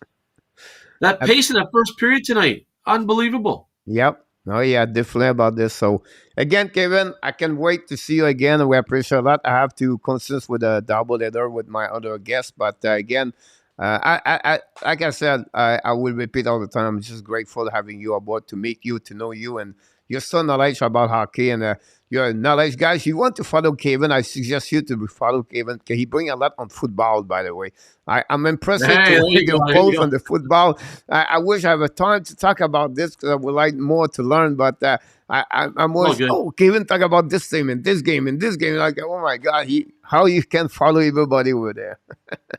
I've been doing a lot of I've been doing some of the Sirius XM, right? Like I told you before on the NFL and the college football side. Love it. But no, I appreciate the kind words, and I'll jump on with you anytime, man. You got a great group here. Just a great hockey community. I love it. But thanks again, and I'll definitely make sure we hook it up here in the next week, 10 days to see where things are at. No problem, Kevin. Have an amazing, great night, buddy. Thanks, you too. Take care, Coach. Buddy. Yep. Guys, it was Kevin, Francis, and Bill MELTZER for the Philadelphia Flyers. We're not done yet. We're going to go now on the double header of the show tonight. We have a few people who's going to join us the next couple of seconds. Marco is going to be us, and Artab is going to join us for this show. We have a few more people. I just want to see. We wait till more people's coming. I know you guys, you're in the green room. Just stay tight. Michael was trying to come in, but I cannot bring him in, so I don't know if Michael will be back. Randy just popped up. I think he left. We will be waiting for him to come back, and when he will be back, I will bring you guys, everybody. But what a night with the Bill and Kevin. The knowledge about the hockey, the way they works. Bill works with full time with the Flyers. So maybe it's great to have him. I wish we have more questions, more time with him. But again, I think it was great to have him aboard with us. And what we do is the second hour of the show tonight, guys, we will talk about different things and the game. And that's what for the previous season. So Randy's going to be with us. Randy's stay in the green room with Marco and our tap. I'll just wait if Marco should pop up and let me driving under my other graphic if I can get it. Whatever, Marco is not here. We're going to remove him if we have to. And here we see if we have everybody in the house. We have Mr. The Ghost behind under Randy with a flame. Mr. Enartap back in the caveman. And Marco somewhere, somehow, in the, I don't know, kitchen or whatever he is. But Marco, welcome back in the house. He's maybe brunching again. Marco, he loved the brunch in the morning, so that's happening. Love the brunch. He's in the shack. He's in the shack. Brunch. So welcome, boys. Thanks to be out. It's something maybe we'll do like maybe one time per month. We bring everybody aboard and talking about hockey for sure. And we knock the door. We know the game number one. I don't know the final score. People in the chat did not mention. I think it's final. Is it 3-1? Yes. Yeah, I think it finished at 3-1 is the final score. Okay, sound good. So, Mr. Nortab, we are one of the 1,000 on the prediction, 1-1. We should stop to play anymore. We should finish honestly great this way. But we're going to split the next game. I took the Kings and you took the Vegas. I would like to ask this question to Marco. Which team is going to win between the Kings and the Vegas? I'd probably go with the Kings. As you guys know, I'm not a huge believer in Vegas this year. So, I think I'd go with LA for tonight. What about you, Mr. Randy? Oh, it's Kings. Absolutely. I'm with Marco. I don't like the Kings goaltending. Here we go. Not the Kings. I mean, Vegas' goaltending. It makes sense to me. So, Enarta, how do you feel right now? I feel like I'm going to win again. There you go. I That's the wanna way know- to do that. I First of all, wanna guys, know- thanks for your time to be with us tonight. Like I said, we're going to run the show about 60 minutes. We have a couple to talk about, and then we talk about maybe Randy, the Pacific Division, and then you guys, you maybe talk about the Metropolitan and the Eastern, and preview a little bit more what your expectation for the upcoming season. The people in that show, we thank you guys to be a part of the show tonight. Of course, another great night, and then we'll be back tomorrow, the Montreal Canadiens, and maybe give us a little bit from what your expectation. Let's start with the Montreal Canadiens with Marco, and then Randy. We're going to talk about the Flame, and then and after we're going to a little bit more add more about the season overall. So Marco, what do you expect from Montreal Canadiens after they send 5 players we know Monday, and then cut them, and then they keep those young? Last time we spoke, the Sunday was really, we have no clue what direction they will take, and then they finally took it there. I said Arias be a part of the team, but other fact, like little bit surprised overall. Not much change as the defenseman of the waiver wire. Yeah. I don't think we're done seeing changes here. Like it was very interesting that Hughes decided to push his press conference to tomorrow. So that kind of left some questions as to whether there is still something kind of in the works. You don't really think, I can't think of another reason why he would have moved it to tomorrow. Coach, we've talked about it ad nauseum here. Like it's really hard to know what's going to happen here in the first 10 days. I think, because of how training camp worked out, I think on the Habs brunch, we talked about how we're a little bit critical about how the camp was managed. Not really any opportunity at all for the team to really try out lines and have stable chemistry going into the season. So we all know it's a year of development, but there's got to be a little bit of order if there's going to be a healthy environment for these young players to prosper, right? So I guess we'll get some answers. We've seen the line combinations that have come up in the last couple days, and some interesting possibilities. A little surprised to see Anderson back up on the top line. To be honest, I think we've seen a pretty large sample size of Anderson on the top line. He's not really the kind of guy, I think, that has the hockey IQ to really be up on that line. But he's a placeholder. So I suspect we're going to see a bit of a carousel on that top line.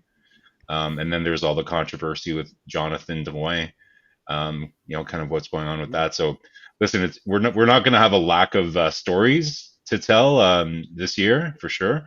There's going to be a little bit of pain along the way. But it should be fun to watch still, though.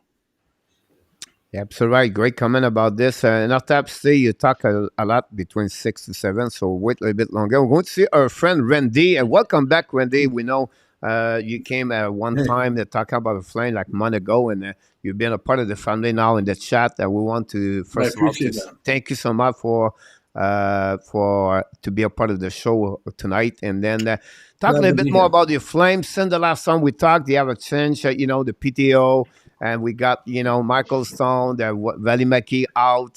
Then they did not sign Melino.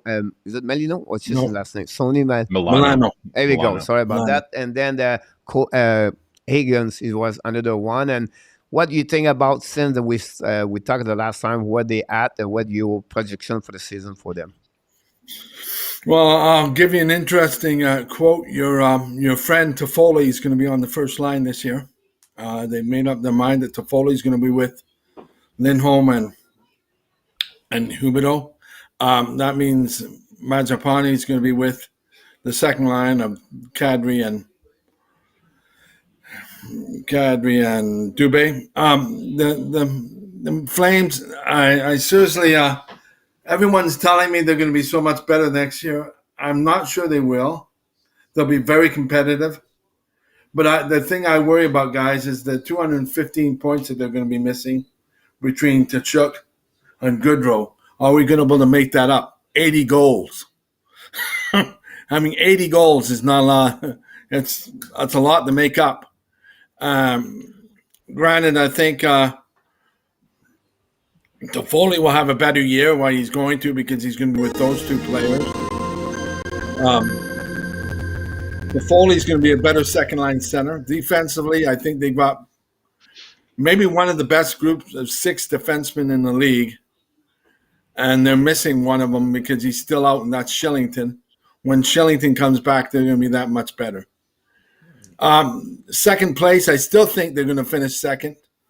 And there's a big debate here in Alberta whether who's going to get first, Edmonton or Calgary. It's really kind of split right now.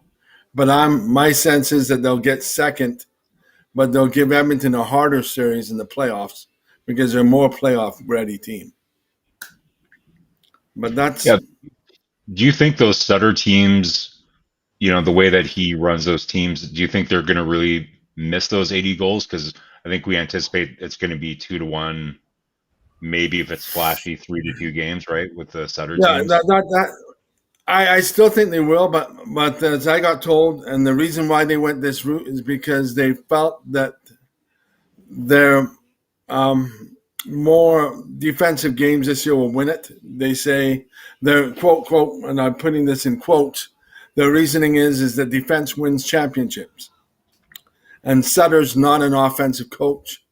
At times he himself admitted that he got caught out of his game. This is more of a built Sutter lineup. Sutter took a 2004 Flames team to the Stanley Cup final that had no business being there. So this is his team. It's built his team. Sure. He knows how to win. So they might not miss. That's a really good point, Marco. They might not miss the 80 goals as much as I think they will. I agree with you. I think for me, Huberdeau is going to get his 30 goals. He's 100 points, I believe, around. And then you're going to have Dubé. I think he's going to increase. Toffoli, they have a good year. How many goals he have? Like 18, 19 last season, I believe? 18, 19 last year, yeah. Yeah. So he's a guy can potentially score 25, 20, 30 with Huberdeau and Lindholm. It's just my only concern, Marco, will be, and Randy and our types will be, can they consist the same way? Like mentioned, Penny can score 35 goals. Can Lindholm score 40 goals? And overall, the biggest red flag for me this year would be every 6 defensemen plays 73 games in NHL. This is rare. It's not happening a lot. So they can have the same kind of season for the defensemen. And but again, top 2 in the Pacific for me. I don't see them go nowhere else. And then see after that. And with Darryl, give him some good horse. And he's going to drive them to the end. At the end, he's going to win the flag at the end. So will be really interesting, Randy, for sure, about this. And now, hot seat, my friend, already at the beginning of the show, Mr. Tat. We forgot those hot seat, but I know we talk about Montreal, we talk about Calgary right now. And let's ask you this question. Miss Kelly, wake me up, he guys said. And let's see her comments. Her comment is, I think Campbell cannot lead the Oilers to the cup. So my point, Mr. Nartap, is this part. How the people in Toronto are going to feel has going to be an impact to Kyle Dubas if ever the Edmonton Oilers win the Stanley Cup with Jack Campbell between the pipes. Ooh. Yeah, and he puts in 70 games. That would be something. To a certain degree, there is some validation to that comment because I'm still not convinced he can play, 55, 60 games. He's going to play probably the bulk of the games, but I think he needs some relief as well. But he is steady, and that's something that I think Edmonton lacked last year. There was so much inconsistency in the net that nights that Edmonton fell behind very quickly. Sometimes they, even with their offensive players, they weren't able to recover. And you notice that when they took a lead, they were very difficult to beat Edmonton. But yeah, I think it's an improvement over what they had with Campbell. And I think he has that in him. Like, he's put 2 or 3 years, good years now under his belt. Can he translate that to the playoffs? Hopefully, for Edmonton, anyways. Coach, can I add something to that? See, what's interesting in Kelly's comment is she doesn't think that Campbell will lead them to a cup, Oh yeah, but I I don't know think that. he, Yeah, yeah, yeah, but I but read that. I It's don't just think he needs to. I don't think he needs to lead them, right? He just needs to not be Mike Smith and completely demoralize the team by letting a goal from center Yeah, ice. And so exactly. I think they just need a goalie just to be okay. And they're already way ahead of where they were last year, right? So I, I think Yeah. that's I'll say something. I think he needs to be Mike Smith. I would actually like Campbell to be Mike Smith. I'm sure you would, yeah. I'm sure, Randy. I'm Honestly, I sure. would love to see him be Mike Smith. Oh boy. for sure about this one. Then and Andy said that Oilers did better this season. All that guys, Yeah. they Ken Holland, whatever last season we blame him about the goaltender. He didn't pick anybody, and he tried to get Mike Strom, and I understand that, and then he didn't know any move, and he gave away Kosa to the Edmonton to Minnesota, if I can recall, not Kosa, but Wallstead on the trade. He did very well overall this summer. I think he picked, Campbell, he signed Get, Evander Kane. Their depth a little bit better. Dylan Holloway have a better way. They keep Kulak over there. I don't know what happened with Jason Demers. I don't know if someone can mention. I cannot remember He's still happening. on PTO. He's still Uh, on a PTO. and then Yeah, McLeod they haven't cut him I yet. feel he's going to be better. The depth is good. The defense is not too bad overall. As a team, guys, you have to consider possibility now to be at maybe top 6 in NHL overall.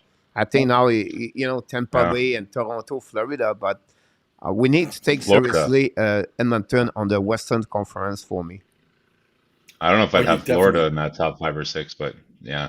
Um, to be honest, it's pretty miraculous, right? Like let's remember the situation that Holland inherited, right? It's like the last couple of GMs were not able to add significant pieces there with the cap situation that was there. So listen, like I had my doubts about Holland, especially in the first year or two, because he, didn't really do that much. But slowly, like kind of like slow and steady wins the race. That's kind of Holland in this situation, right? Like he slowly has been adding to the depth, and then some of those good picks like Holloway.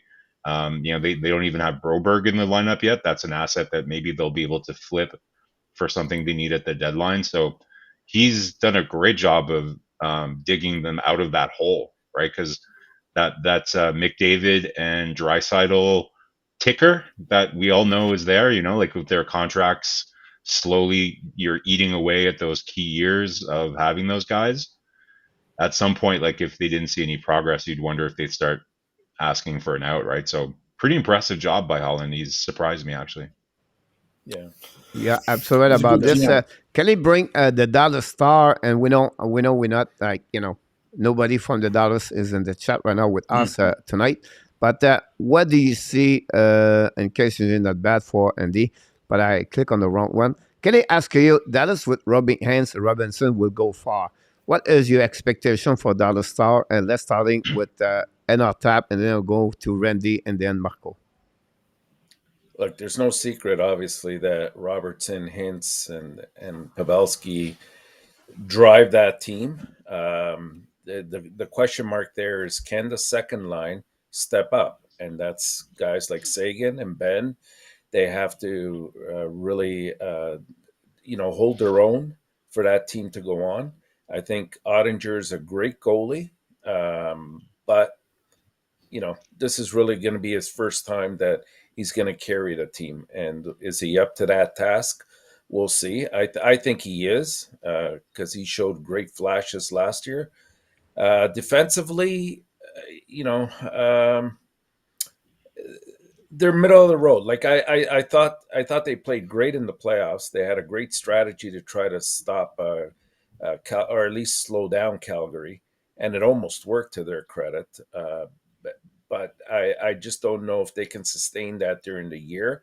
And as a result, I question whether they'll be able to make the playoffs. I think they'll be on the outside looking in this year. Randy, what do you think about Dallas? Well, I saw when they played us, and especially in that game 7, everyone said they slowed us down, but they really didn't. We fired 68 shots in that game. We won 3-2 in overtime. We fired 68 shots. Ottinger made 65 saves. Crazy. And he was not even human that game. I see them battling for the wild card spot. It's going to be between them and Vancouver, and I think and Winnipeg. I might even challenge them. So they'll be in a battle between 3 different teams. I think for 2 wild card spots. So I think I agree with Trump. I hate agreeing with you, by the way, but you're right. Never fun.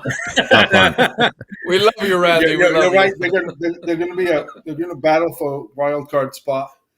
But once you get in the playoffs, you guys all know anything can happen, right?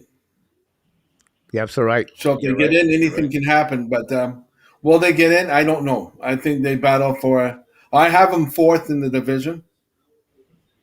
Mm-hmm. So we'll see. We'll see how they do. But I had them 4th. Marco? Well, can I just throw around the question? If we look at the West, who do you have as your 8 teams that will make the playoffs?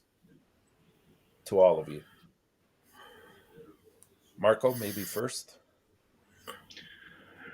Okay. Well, let me just go on hints because Kelly will be mad at me if I don't say something because we all know Kelly loves rope hints. It's like it wouldn't be a show. It wouldn't be a HNL show without talking about rope hints for Kelly. So yes, Kelly, we all love rope hints. I don't know about Dallas though. Dallas is a weird team. I watched them a lot down the stretch because there was that really exciting battle between Vegas and Dallas to make it to the playoffs, and most of the playoff races were kind of done, and that was really the only real race last year.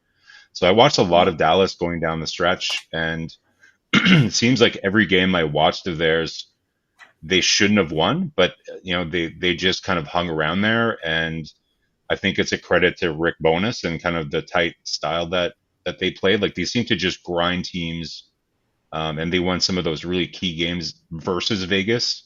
And those were like 4-point games. So I think in most part that team hasn't changed that much from last year, but I'll be curious to see with the coaching change what happens there. Like, are they going to change their style? I'm not sure if that will be a good thing for Dallas because their style, I think, served them really well. They were in games that they shouldn't have been in based on what Rick Bowness was doing. So should be interesting. In terms of predicting the 8 teams that make it in the West, thanks for putting it on the spot here, buddy. Let's go. It's going around. Let's don't go. worry. Yeah. Okay. So we'll go. Let's start with the Pacific. So we'll go Edmonton, Calgary, and I'm going to say Vancouver. And then I'm going to say probably. I have a kind of like a hot take. I think Winnipeg is somehow going to be really gelled together this year because of the whole. Everybody thinks they're going to be terrible, so it's going to be an us against them kind of vibe in the dressing room, and you still have the really solid goaltending back there in Winnipeg, right? So I'll say Winnipeg is the wild card in the West, and and then on the other side, I don't know. I'd say, obviously Colorado, Nashville, and what's the last one I could think of? Can you help me out here, guys? Minnesota. Like, yeah, I would say St. Louis. Minnesota. Yeah, St. Louis over Minnesota. Yeah.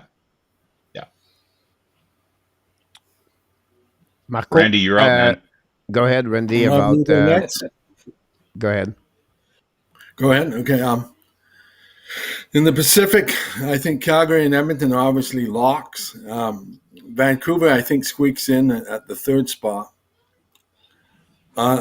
In the other division, I think Colorado and St. Louis are locks. I think Minnesota and Nashville are going to battle. One's going to be 3rd, and the other one's going to be the wild card.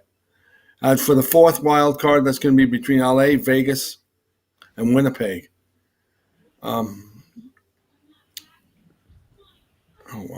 I think it's hard. I might agree It with is. Marco here. I think the Jets might be the other wild card team. Yeah, nobody has faith in the Jets at all, but they're not that No. far removed from being a decent team, and you can't underestimate the fact that that feeling that you get in a dressing room where you're completely written off. There's a lot of guys that have a lot to prove on that team. Yep. I think the problem there is the defense. It's not that different from where it was 2 years ago, and they were still a playoff team.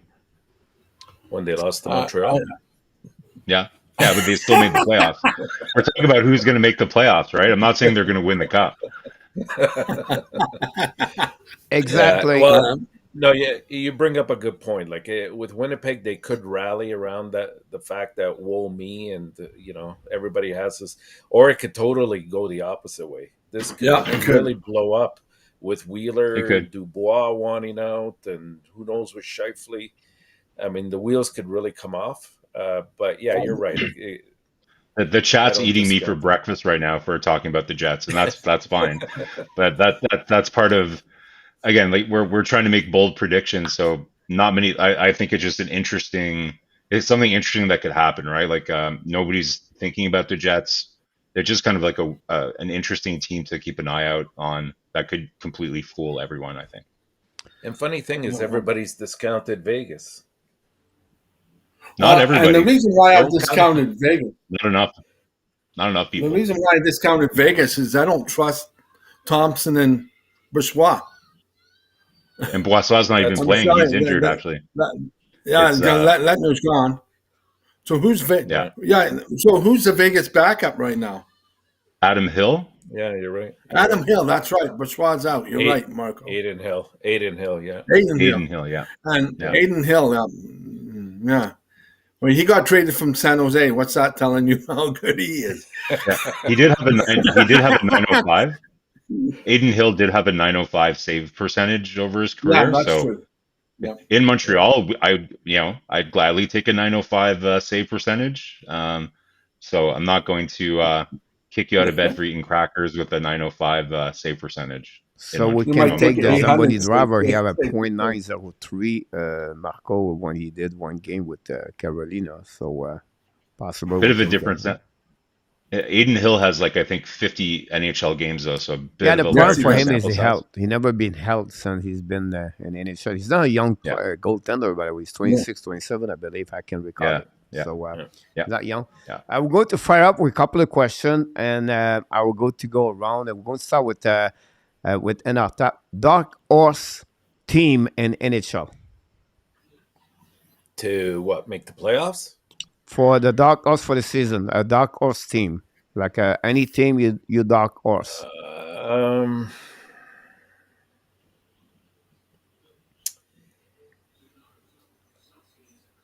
I think if Ottawa gets Chikrin, there's one possible team, and you know what? A lot of people are counting, and I understand to a degree why. A lot of people are counting the Islanders out of this year, but I still think they have the nucleus of a very good team. They just have to find a way to get some more offense, which they might address at some point. But I think their defense, their top four defensemen, are very, very good. I think their goaltending is fine. If they can keep games low scoring, they will. And let's face it, last year anything that could have gone wrong with that team did, including playing 13 games off the bat on the road, and that won't be the case this year. So I can see them possibly sneaking into the playoffs. Marco? I guess I'm kind of out there with with Winnipeg being my dark horse team, which is weird because I hate Winnipeg. Because I think you the whole Mark Scheifele thing, because they're not going to do it nowhere. Yeah. So, but again, dark horse team to make the playoffs. I still stick with Winnipeg. Like maybe they surprise people and make it into the playoffs. Maybe another dark horse on the Eastern Conference would maybe be Columbus. Like interesting. Depends. Like if some of their young players really step up, like Johnson, Sillinger. That could be an interesting little team if they get some goaltending. So could be a surprise. Like it depends how Washington does. Washington, I don't have a great feeling about Washington this year, just because of Backstrom being out, and a couple other pieces are aging out there in Washington. So maybe Columbus is a team that can kind of surprise. They'll be excited, to really energized with Goudreau there. Line, finally have somebody to feed him the puck a little bit. That should be a fun team to watch, and maybe one that would surprise and maybe sneak in there as a wild card, but doubtful. Randy? Mine would have been Ottawa before Talbot got hurt. Now I'm not sure whether Forsberg can. Is he good enough to carry the team for 40 games? I'm not sure. Is Ottawa really wild? Are they a dark horse though? Ottawa, like I think they've added so many pieces, right? Like, are we considering them a dark horse? But do you anticipate them making the playoffs even without injuries? I wouldn't, because they have too much of a differential to make up for last year. Like we're talking, I think 27 points that they'd have to make up, that either Boston or Washington would have to drop 15 points and they'd have to make up 15 points. Yeah, keep in mind though, Boston's missing half their lineup until January. Yep. Marchand's out. McAvoy's out. Grizzly. And I think, Greznik is out, and there's one more player, isn't there? No, they are the best line over there. So Marchand and McCullough return in December, and Grechek return in November. So they're going to miss about 3 months about this. So Ottawa has that early opportunity. Yeah, but the team they have, you don't see them drop at below 400. They will be about 450, 500. The one they come back all together, they're going to play for 600. Yeah, I don't see any team, Detroit, Ottawa, Buffalo, Montreal, can catch them about that one over there. I don't see how they can now. They get 27 more points. To do that, it's happened 9 times in the history, and the goal again have to drop about 40 to 50 goal again less. That happened with Ottawa. Not going to happen with Detroit. Not going to happen with Buffalo. So not without the Hamburglar. They would need the Hamburglar to pull something. They need like that, a lot of things over there. So I don't see that one of them. My dark horse, guys, is Vancouver Canucks. For me, I believe the Canucks, Luciano put that team over there, but this is the team really where Boudreau, he always bring them to the end, and he find a way. And with other players, I believe he helping a lot they're helping a lot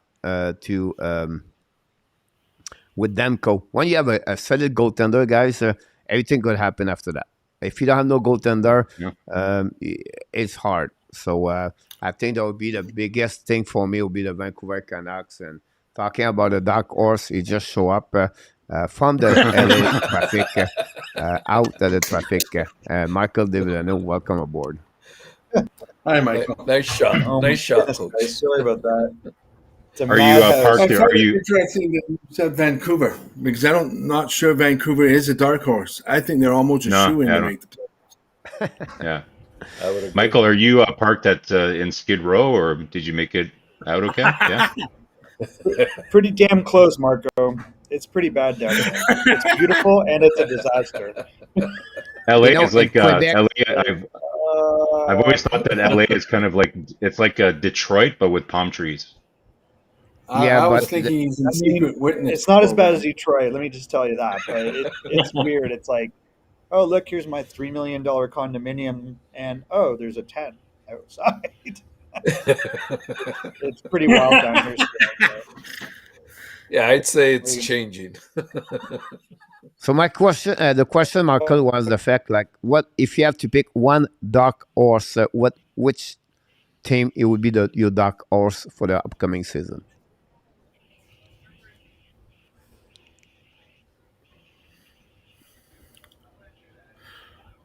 You're not in the traffic anymore, so.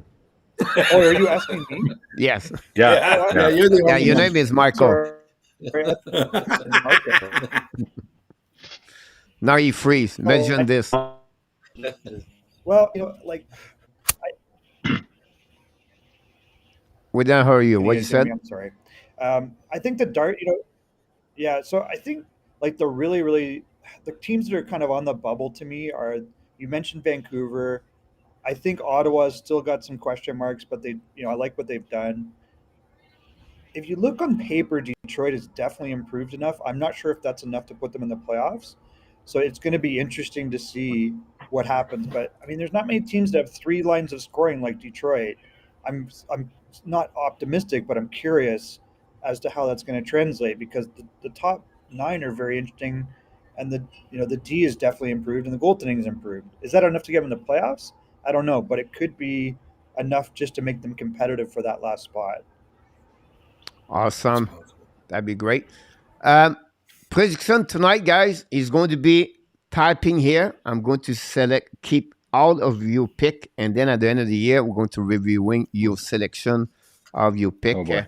And it's about its friend trophy. Play this game. So it's about its friend trophy. And I will tell you who you can start, everything like that. So the first trophy is going to be the President Trophy. So the team has the most point in NHL for upcoming season. I start with Marco. I feel like you are ready. If you said Winnipeg earlier, so I'm sure you're ready to give us the number one in NHL. Yeah, I'm not going to go with Winnipeg for that one, but I'm going to go with Toronto, actually, for the President's Trophy. And after that, You stole my pick, but well, you can take the same pick, by the way. yeah.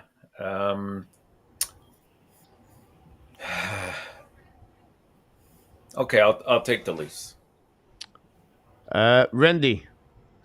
Anyone that plays the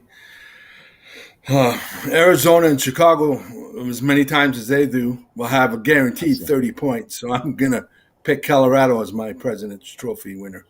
Colorado. Michael. Colorado is really kind of what I was thinking too. But I could go off the board and just say New York Rangers. New York Rangers. Can we have a dark horse pick for this one too? No. No. Oh yeah, I would like that. I think that is the dark horse for this personally, but I think go with Carolina is the Toronto, dark horse. ladies and Coach, gentlemen. what's your pick? Carolina. What's your pick? Toronto. Carolina's interesting. I always copy Toronto in our tap, so I'll go with Toronto on that one over there. Let's wonder move if I- on can now. I change We start my with pick the to front Carolina? trophy. The first trophy is going to be the Maurice Richard, the one scored the most goal in NHL for upcoming season. Who gets to go first on this one? In our tap. Well, Kelly will kick me out, so if I don't say it, Austin Matthews. All right. Michael. Leon Draisaitl. That's a good pick. Randy. Yeah. Matthews. Nelson Matthews. Austin Matthews, yeah. And Marco. Well, Coach, you need to give us the most recent update of how many games Matthews is going to play this year, because it's over the summer it's fluctuated quite a bit. So, what's the I recent still update? now. I prediction? heard like a couple news now. It looked like 72. 72 games. Yeah. Oh boy. Okay. Well, logically it's Matthews, but I'll try to be different and take one for the team here. I'll go with Kaprizov. He could. Kara Thanks, Kaprizov. Honestly, my pick was Leon Draisaitl, but Michael took it, and I stay with in our tap Matthews. I copy Well, in our Draisaitl tap was for my- sure on that one. Draisaitl was my second. Let's Guys, go how with many the heart. goals can you score in 50 games? The MVP, the NHL. Let's start with Michael 60. DiVillano. Oh, David Hart O'Reilly. Trophy? I think he's on a mission. Who's in the Yeah, mission? I think it's Connor McDavid. I think McDavid. McDavid's on a mission. Let's go with Randy. I hate saying McDavid. Just because I'm from Calgary. What do you think I'm going to say? It's got to be Huberdeau. Oh yeah, Huberdeau. Sure, yeah. Yeah, Kadri. Thanks, Michael. No, it's got to be McDavid. Absolutely. All right, Marco. So which one, coach? Is it the Hart Trophy or the Lester VP, or which one is the one that's voted by the players? No. The MVP, Lindsay, yeah, the that's Hart the- Trophy. Hart Trophy. I'm gonna go Cale Makar. Ken That's McCall. another that's good good. choice. Yeah, Yeah, I was that's kind a of on really the good fence on choice. that. Now it complicate my life because now it's the same name, first letter, Connor McDavid and Ken McCall. And after that, Yeah, I'm going McDavid, but Makar's a close second.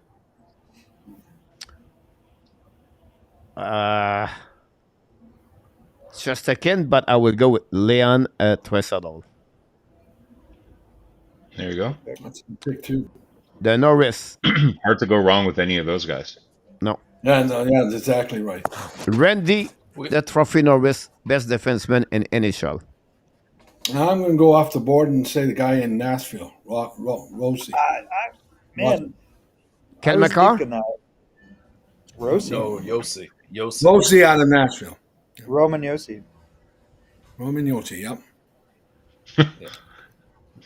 I think coach wasn't accepting your answer. Like he heard you say Yossi, and he's like, "Sorry, Cale Makar."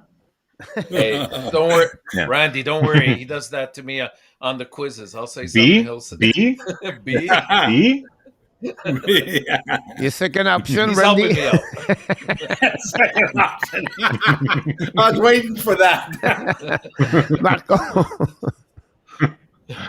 I'll go with. I picked him for MVP, so I'll go with Makar. And after that, Makar. and Michael. Homer. He's gonna go Homer on this one. No.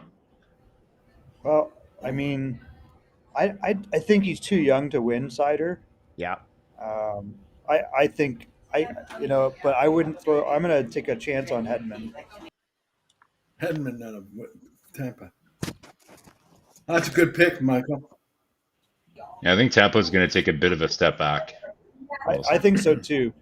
I do. I think would like so. to take Jacob Slavin, but I don't think so. He will work, sir. So, but I will. Because I would just want to be different here. I think Adam Fox is going to have That's a good year. one. Yeah, that's a really good one, Coach. I feel with the Norris Trophy, can it's do very it. political.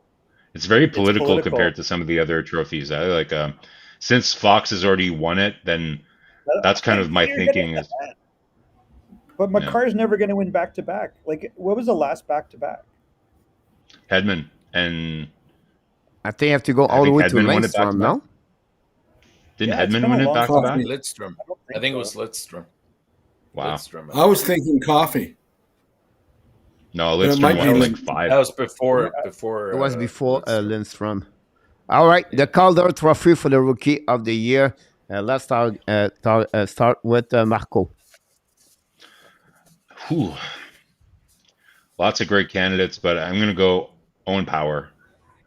Owen Power. All right. Let's go with Nartap. Matty Beniers. Michael. I was thinking Owen Powers. Randy. McTavish out of Anaheim. McTavish. That's Love a good him. one too. I think a lot of people are sleeping on Anaheim. I don't know. Yeah. They're really interesting. Yeah. And if You know what's- Winnipeg is the dark horse, Perfetti.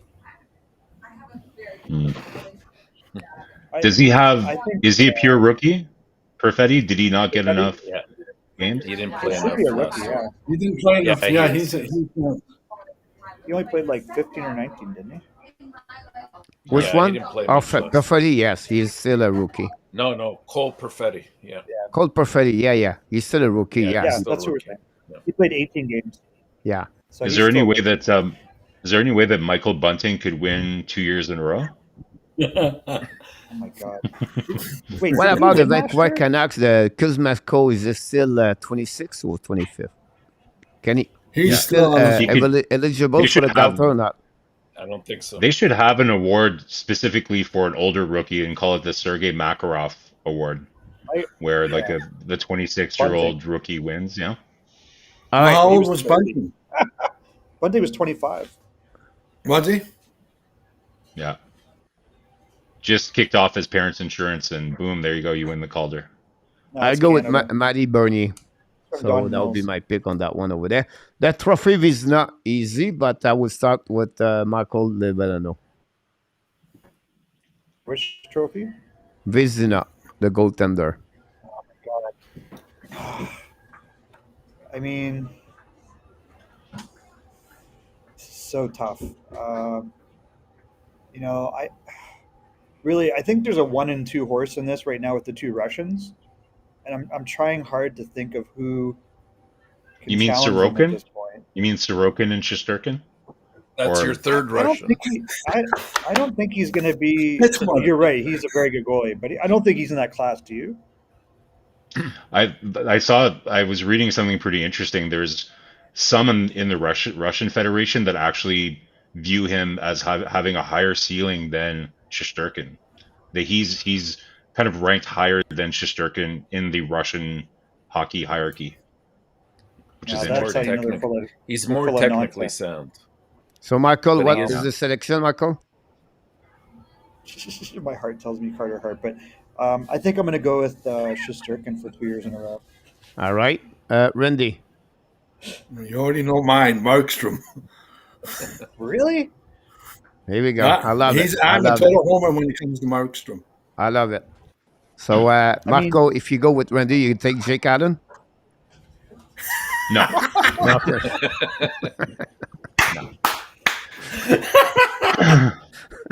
Montalba. Montalvo, yeah. No, I think just to be consistent with this narrative that I'm imagining in my head, that Hellebuck. Winnipeg is going to be this dark horse team, then I'll say Hellebuck has a bounce back year, and That's just good like too. And it's a long shot, but I don't know. and our tap. I think Kelly knows. Shesterkin. Chestergan for an our tap.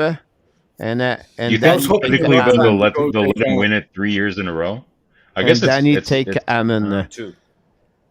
Nobody took him, and I will go with. I have a difficult time. It's just again is an easy pick, so I have to go between Vasilevsky. You're going to go and, Saros. You're going to choose Saros, aren't you? and Because you have Julia him in your pool. and Zaros for the Nashville Predator. Because you have him in your pool. I'm shocking the wall. Okay, go. Demko. Frederick Demko. Anderson. Oh. Yeah, I was thinking Anderson, but I just don't believe in his health. That's the only and problem is Yeah. about him. Yeah, absolutely right. And we were He talking he about. can't we were play talking through about pain. Nordstrom. Well, he can't play through a fingernail. Like he's brutal. He's a nice guy. He's a Dane, right? He stayed near our place here in the summer. Actually, we had our friend's house, and I was like, he's a little too nice. But All right, the For guy, hockey Jack managers, you know who Adams. the dark horse. What do you think of the dark horse for Norris as Brent Burns? Glenberg. Brent Burns possible. for the dark. Yeah. Dark horse. I wouldn't discount him. My I don't know. dark horse I think was- he's gonna have a great season, but I don't know. I don't know if he'll. I don't know if he. There's just too many other competitors. But I think he's gonna have a great year. He's gonna make a huge impact there. But I don't know think about so. Norris. I bet you he gets 80. It wouldn't shock me to see him get 80 points. Yeah. My Yeah, my possible. dark horse He's on is the the right guy out team. in Vancouver. Let's move on with Jack Adam and Hughes? after. No way. Yeah, that's my dark Cider wins before Hughes. horse. Jack Adams, I'm going to go with. Who's getting fired It's a first? 'Cause top- It's whoever replaces him. Oh, that Ottawa for sure. Mr. Smith is getting fired. Yeah, so then who's replacing him? Probably Babcock. That's what I would love. Wouldn't that be a horrible thing? Yeah, Oh, that would help him. I'm gonna go Oh my with God, he would get him over. With who? Gerard Gallant. Gerard Gallant. All right. Great pick. Michael. Who won it last year? Sutter. Yep. That's right, Sutter. Okay, yeah. I was thinking I better Gallant. know that one. It You know, if doesn't count towards the quiz. what's the guy in? I'm really tempted to say the guy in Edmonton. Jay Woodruff. Woodcroft. Oh, Woodcroft. Woodcroft. That's your pick? Bruce Boudreau. Bruce Boudreau. All right. Bruce, there it is. Bruce, there. Mr. Randy. Keith out of Toronto. Whoa. Ooh. Toronto. First guy- Randy, second- go for the long second shot. guy here. fired. Going on a limb. Second Marco? guy fired. Marco, do you take guys, Rick Bonus now? This just in. I Steve thought about Simmons is Rick writing an Bonus. article Yeah. on Keith already. No I way. used to have respect for you, Michael. It just went out the window.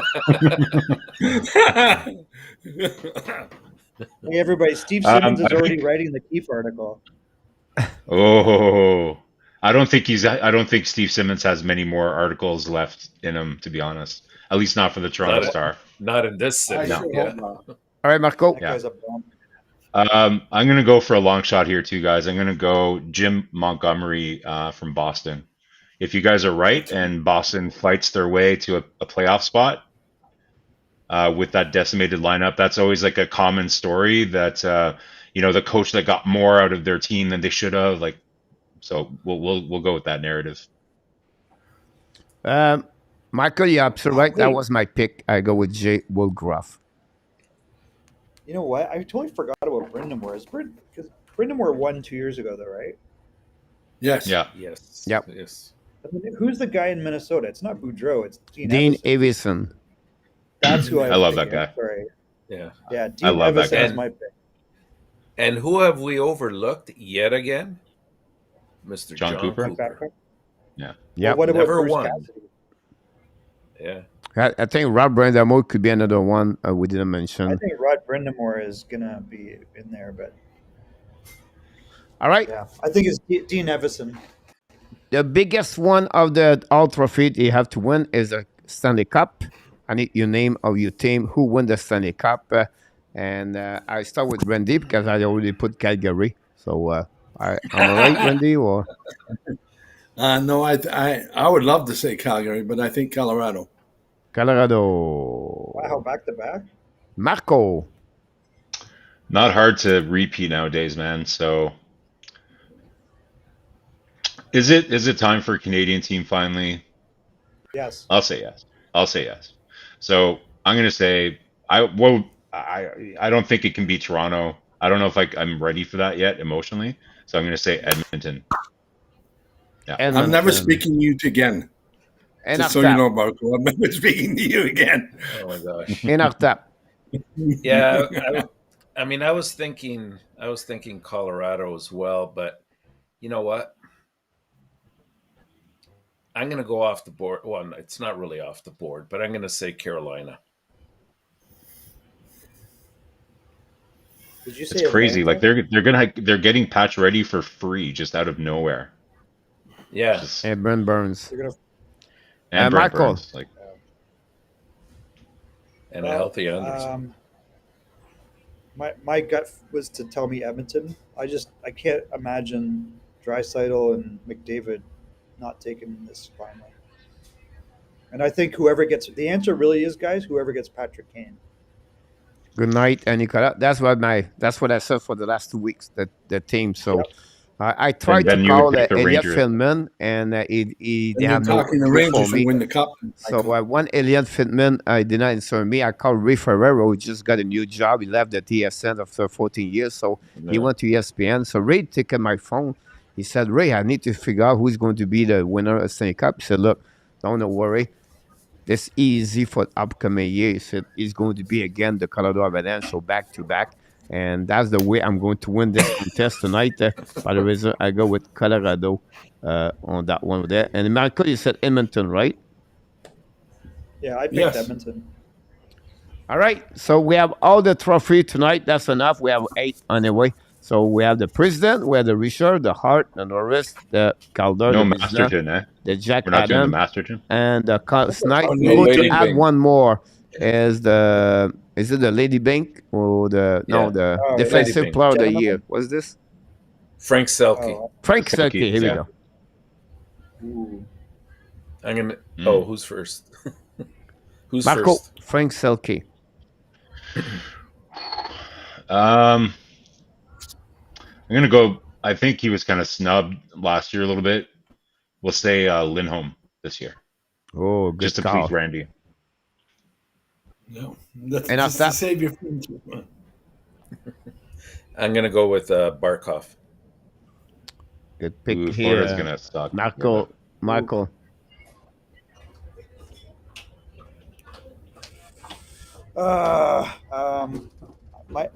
My gut tells me Barkov.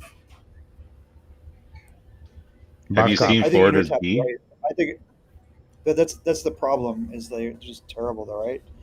So the other one I was thinking of is the guy in Minnesota, Eriksson Ek. Yeah, It's a good heavy line. Eriksson Heaviest Hickey. line in hockey right there.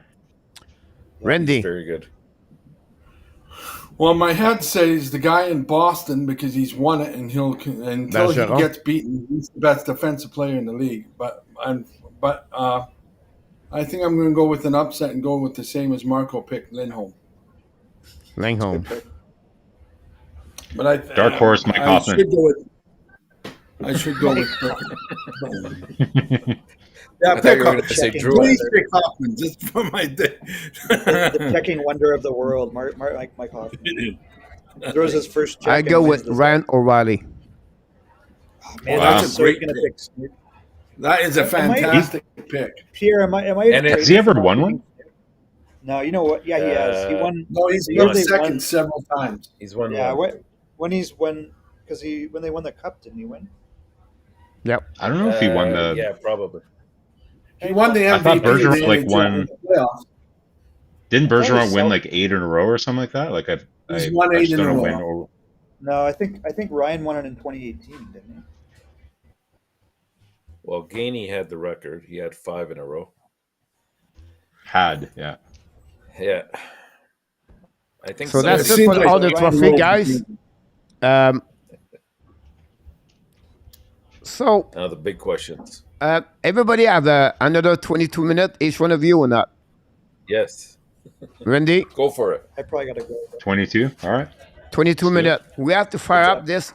It's 11 up. question, guys. And it's going to be only us. Like, it's not going to be at the end. It's going to be the July 1st, 2023. We're going to see the winner. It's only 5 of us. If people in the chat want to participate, you have to email me. I'm going to send you the question, 11 question. Here how this works, guys. You can pick 5 players or 5 team from this question. If one of them you are wrong, you are 0 point. Oh, man. Whatsoever is, if you can put 3 players of the 5, but every winner, every you win is 1 point for the first one, 2 points for the second, 3 points for the third, and the total max you can get is 15 points.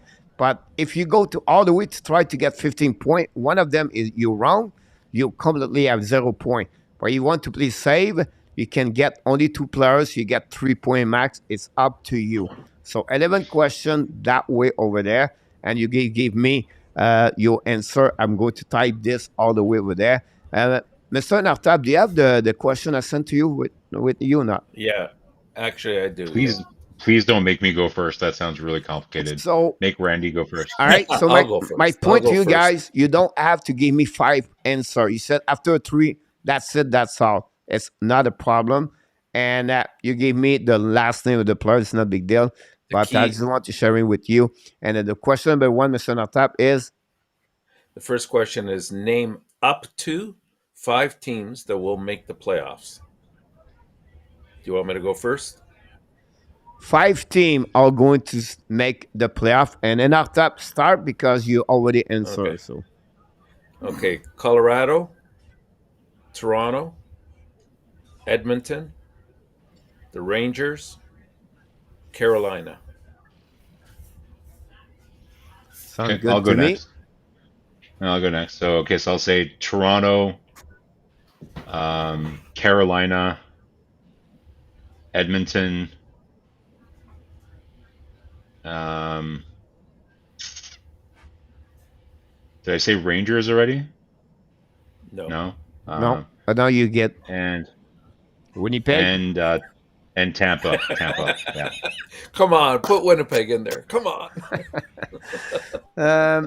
Michael, you look like you got it. I mean, Rangers, Carolina, Edmonton, St. Louis, Colorado. Is that 5? Yeah. So tell me again, please, Michael. Oh my God. Do you think I remember? He said Colorado, St. Louis. Yeah, St. Louis, Edmonton, Colorado, Carolina. Edmonton, New York Rangers, and Carolina. Yeah. That's like an Alzheimer's test that he just made you do. Like he gives you a word and then No, gives it's you a because different... I put your pick, Marco, and you're under Marco, so I have to change everything. Randy. So, Randy. Randy, nobody said Calgary yet. Yeah, I know. I did. I noticed said that. Calgary. Hey, there's a wild card spot. Toronto.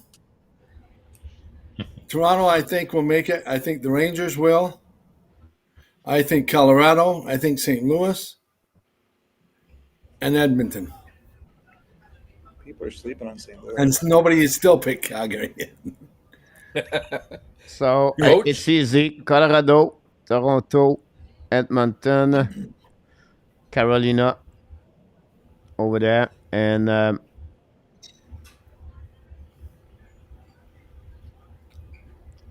Tampa Bay. Tampa Bay. Here we go. Okay. Question number 2, Mr. Natap. Name up to 5 teams that will not make the playoffs. Chicago, Chicago, Chicago, Chicago, Chicago. Mr. Natap.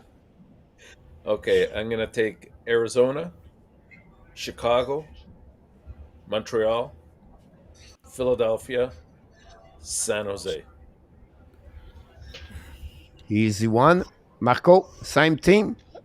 Same teams, yeah. Exactly the same teams. Now you can mark mine as the same teams too, Coach. Michael. So what did we say? We said Montreal, Arizona, Chicago, Yeah. right? Yeah. And then San Jose. Yeah. Yeah, I agree with that. No. Toronto was the other team, Michael. He's Kelly tempted. to the rescue.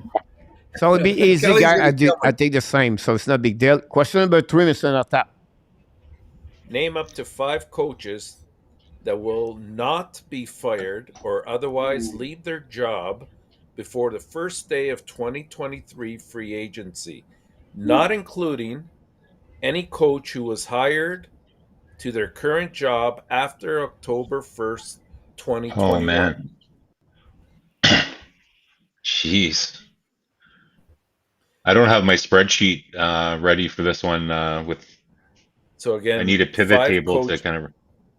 You don't have to Okay. go with 5, but up to 5 coaches that will not be fired and was hired after October 21st, Okay. 2021. Okay, so not a new coach, basically. Right. Yeah. Yeah. Because That would won't be too fired. easy. And so that the rules out point what, system... Lalonde, no Torres, no Cassidy. Is that what you're saying? The way that the point system works, though, is if we don't pick 5, then we won't get those points, right? So I know. Well, you'll get We pick 2? if you say 3, you'll get 3, 4, 5, 6 points. Yeah. but if I get one If of those they're right. wrong, I don't get any points for any of the Yeah, things that I've exactly. already picked. Right. Okay. Even if you get So 4 I out see. of 5. Gotcha. Okay. Okay. Ah, So who goes first here? You're going first, Michael? Yeah. You'll go? Okay. Go ahead, Michael. Bednar, Avison, Gallant, Cooper, and what's his name? Our boy Woodcroft. But that doesn't. But weren't Actually, they? does Woodcroft count? Yeah. Or No. No. okay, I don't so think can't. Bednar does either. When was Bednar Brent? hired? Bednar? Like Oh, a long 4 time years ago. ago. Oh yeah, Yeah, Bednar was a 4 long years time More ago. than that, like he's like 6-8 Okay. years now, isn't he? Okay. Rod Brindamore. Who is number 4, Michael? Brindamore. No, before that. Oh, hold on, let's go back. So I think what I was saying was Bednar, Brindamore, Evison. Gadin? Michael? I think you froze. Yeah. Ah, man, sorry guys. It's all good. Let me try again. And Want me to do after it one more time? yeah, do it again. That would give it helping Sorry. Marco. Yeah, Bednar, Brindamore, Evison, Gallant, Yep. and Cooper. There we go. Perfect. And after I'll take Cooper, Tockett, Brindamore. What? Wait, where's Talk with the coach? Is he Arizona? Entertap just lost the game. He just lost the game no, automatically. Rick Tockett is not there. Yeah, He's a okay, so I won't broadcaster. include him. Yeah, you're right. There's a French dude in Arizona. So Cooper, Brindamore, Sullivan, Berube, and I'm going to stick with 4. Wow. Okay, I'll go next. So I won't choose Gallant just because the guy's had the worst luck ever, and just seems to always get unceremoniously fired when he doesn't deserve it. So I'm gonna put him to the side, even though it's not very likely. So I'll go with Sullivan in Pittsburgh. I'll go with okay. So I'll go with Cooper in Tampa. I'll go with he was hired before October. Those silver helmets. Drawing a blank here. Where? I'm terrible at this. What team? I'll be ballsy and say, let's go Sheldon Keefe. I don't think he's going to get fired. So I'm going to just go with those guys and be Okay. conservative. Randy? I'll go with Cooper. I'll go with, I think Bednar, I think, is safe too. Is that the Colorado? Who's the Colorado coach? My mind's gone. Bednar. Bednar. Yeah. Yeah, Bednar's safe. Bednar. Berube out of St. Louis also. Yeah, I like him. Let me see who else. Who else do I want to go with? That was Sutter, no? Yeah, Sutter Daryl Sutter count? won't get fired. Sutter won't get fired. No, No, he's not going to be fired. no. And You miss one or you stay at 4? I think I'll stay up 4. All right. So here we go for me, guys. Let's start with Bednar, John Cooper, Ron Bredamo, John Hines, Mike Sullivan, Darryl Sutter, and Shell Keefe. I have 7. I will going to take off Ooh, you're Keefe. going on a lineup. Keith. I would take off Keefe on that one over there, so that'll give you my I would answer. not put any money on that. Coach, I'll add my 5th. I'll go with Bednar as well. How many do you have so far? 4 or 5? I had 4. I'll add Bednar. Yeah, and Coach, I'll go with my 5th too. I'll go with Sullivan. Add Sullivan to my list. Okay, I might as well add Bednar. Me, then. now you follow me, so you're- next time I will start the win answer. Just kidding. If you're letting them add players, then add Bednar to mine too. Then please. For There we half go. a point, Marco. Next question, Mr. Michael, Mr. Enartap. Yeah, it's pretty much the same question. Name up to 5 GMs that will not be fired or otherwise leave their job before the 1st of 2023 free agency, not including any GM who was hired to their current job after October 1st, 2020. So I can open it up if you want. I'll go with Billy Guerin, Brad Treveling, Joe Sakic.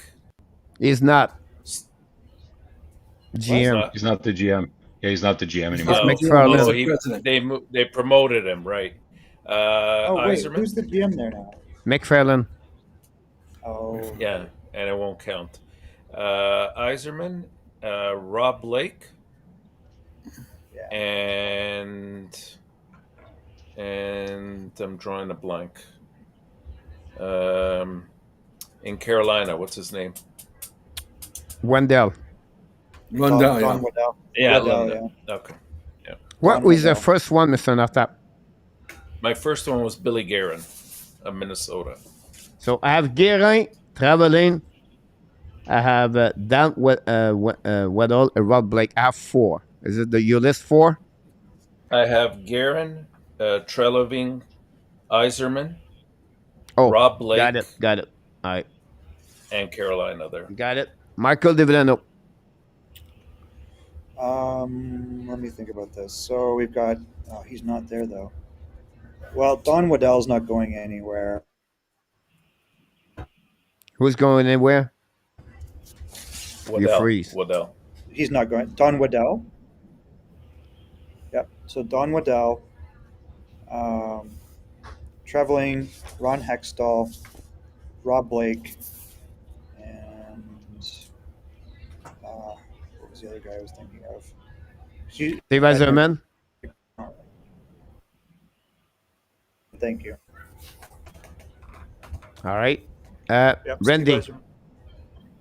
Yzerman. Brad Trelevin, Holland out of Edmonton, Armstrong out of Phoenix, let me see. Why not the going- another Armstrong? What was that? Why not the another Armstrong for St. Louis? Yeah, actually, I think he'll be safe too. The other Armstrong. And did I pick Stevie Y? No, but now you got it. Stevie Y. Perfect. Marco.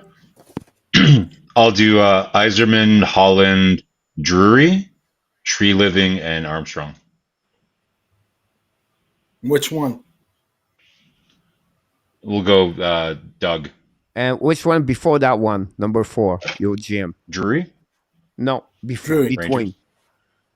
Tree Living. So Armstrong, got Tree it. Living, Drury, Yeah. Holland, and Yzerman.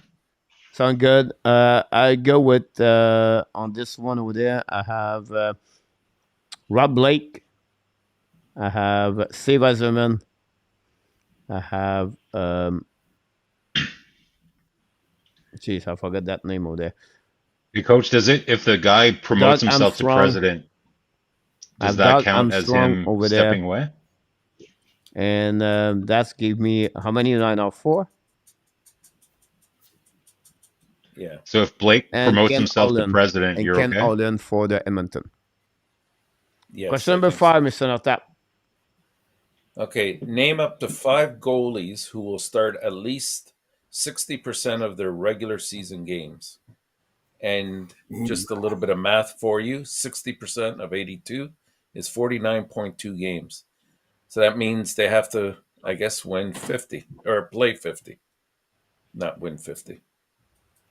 So I'll take Vasilevsky, Shesterkin, Saros, Markstrom, and Demko. Which one? The last one? Demko. Demko. Okay.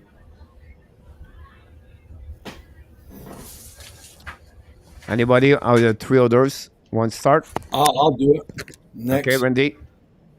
I'll go Markstrom. I'll go Vasilevsky out of Tampa. Yep. Shesterkin out of New York. Who else would I go with? I'm drawing a blank. Shesterkin out of New York. Zaros, Nashville. Zara, yeah, the Nashville goalie. Yeah, he'll and Hallebuck out of Winnipeg. Marco Alebach. Yeah, for sure. I have. Yeah, I know. Yeah, Hellebuck. I have Saros, Shesterkin. I'm debating about Sorokin, but he's not proven yet, so I'm not sure I would do that. Demko, I'm a little nervous about too, playing that many games. Hasn't really proven it.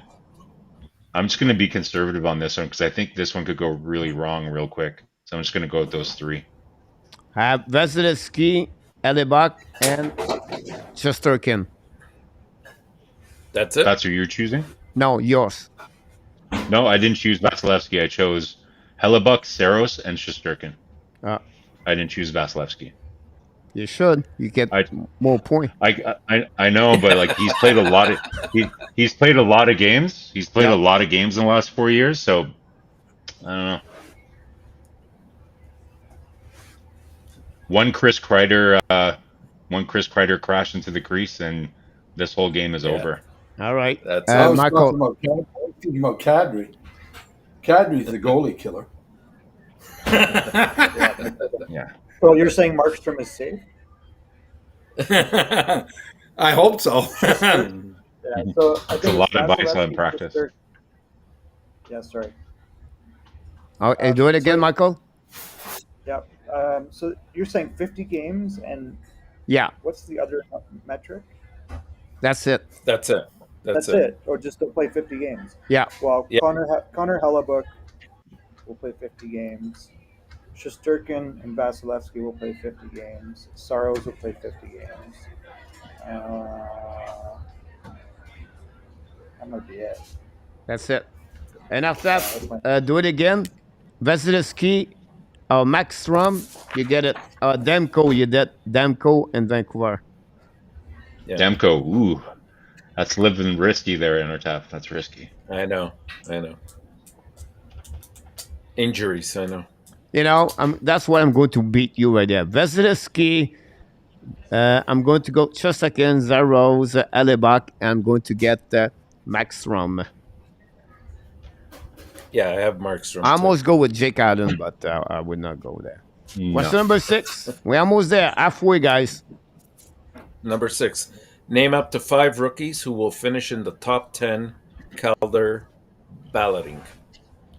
Top 10, not the winner. Top 10. Yeah. So I'm going to go 5 with, rookies? Okay. 5 rookies, yeah. Owen Power, Mason McTavish, Matty Beniers, Cole Perfetti, and Marco Rossi. Is Boldy still a rookie, guys? Boldy, I don't think so. I think he played 40 games, but I could be wrong. No, I think he did. Yeah. He played 40?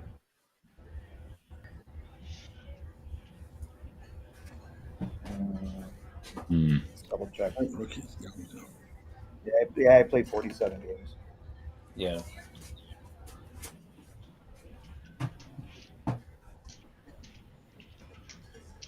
Is it my turn or who's going?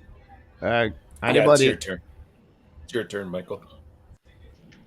Oh, so sorry. What was the question? Was who's going to be the top 5 of 10? No, not the top 5. They can finish anywhere from 1 to 10, but they have to be on the Calder balloting. Oh, for voting. Okay. I think it's going to be Matty Beniers, Owen Power, McTavish, and I think it'll be Kent Johnson. And what's the goalie in Vegas? Is he a rookie? Thompson? No. Yes, he is. He's Logan he Thompson. is? I think he counts as a rookie? Yeah, I think so. I didn't realize that. Yeah, so I think he's going to get a lot of work. So Logan Thompson, especially if they make the playoffs. That's a risky one, man. It's Which risky, one you I said, know. Michael? So, The last one? But there's no Thompson. Leonard, right? Who's the other goalie there? They just acquired. Yeah, but finishing top 10 in rookie voting. It's Hill. Aiden Hill. Michael, it's Hill. Aiden Oh, that's Hill. good. He's Aiden going to Hill. lose. That's happy. I'm going to win. So that's good. Thompson for San Jose, so for Vegas. That's a good one. All right, Mr. Randy. Sergei Makarov. Okay. Did you want me to go next? Yes. Yes. Grenier's out of Seattle. McTavish out of Anaheim. Holloway out of Edmonton. The other two players that Michael mentioned outside of Thompson, what was their names? What were the two players that you mentioned? Kent Johnson. Kent Johnston is the one.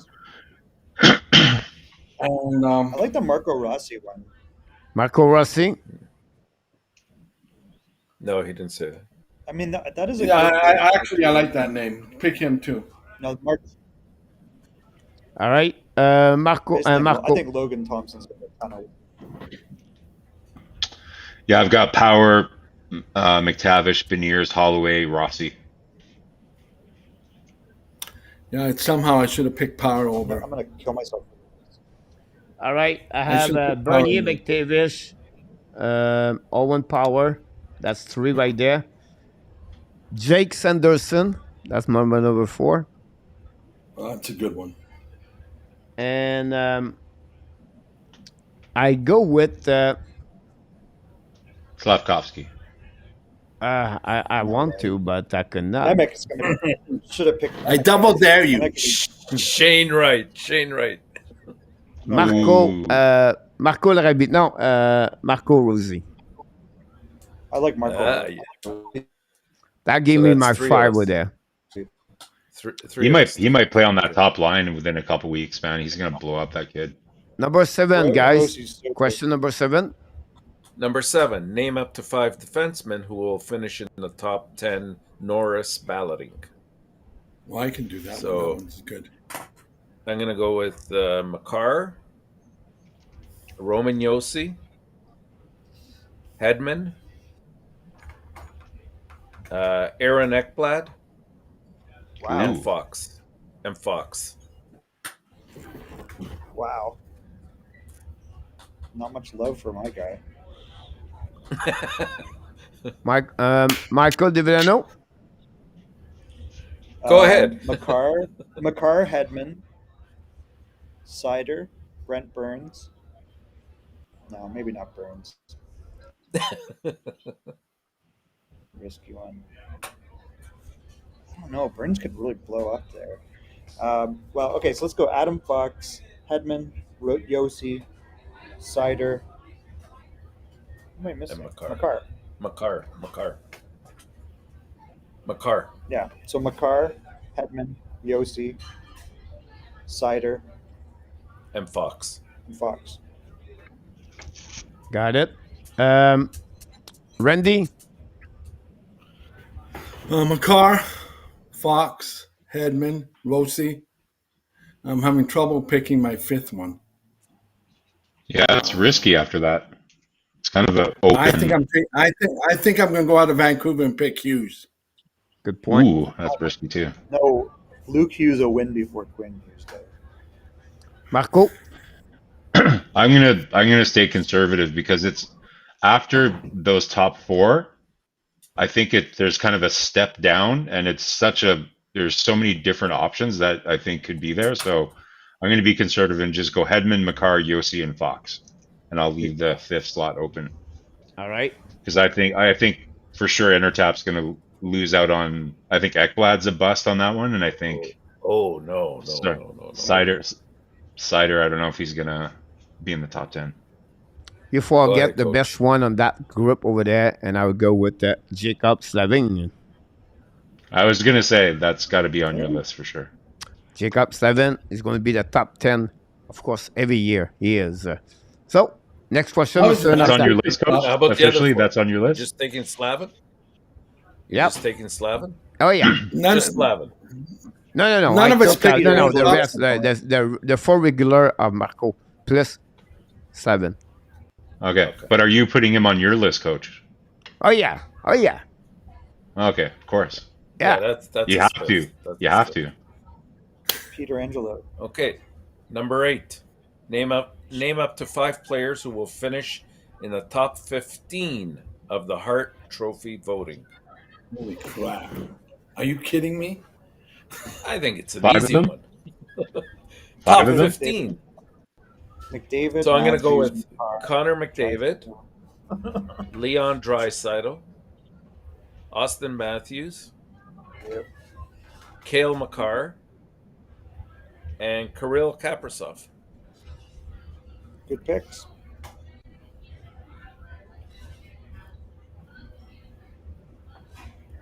Marco. So McDavid, Makar, Matthews, Shesterkin, and hmm. Hmm. Hmm.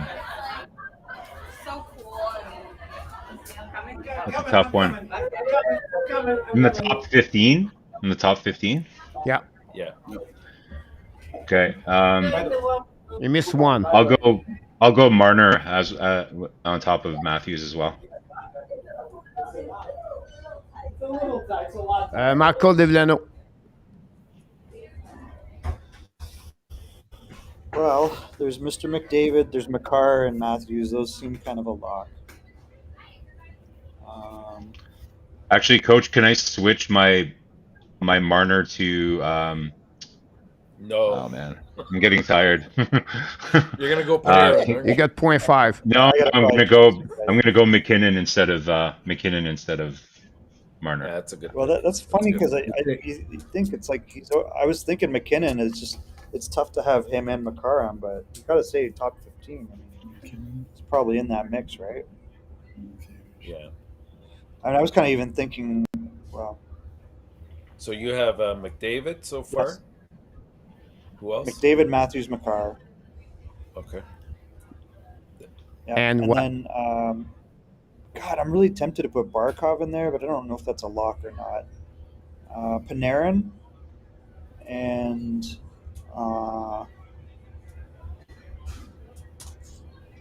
I'm really, I'm not going to do that. Kaprizov. And Randy. McKinnon, you stole my thunder, Marco.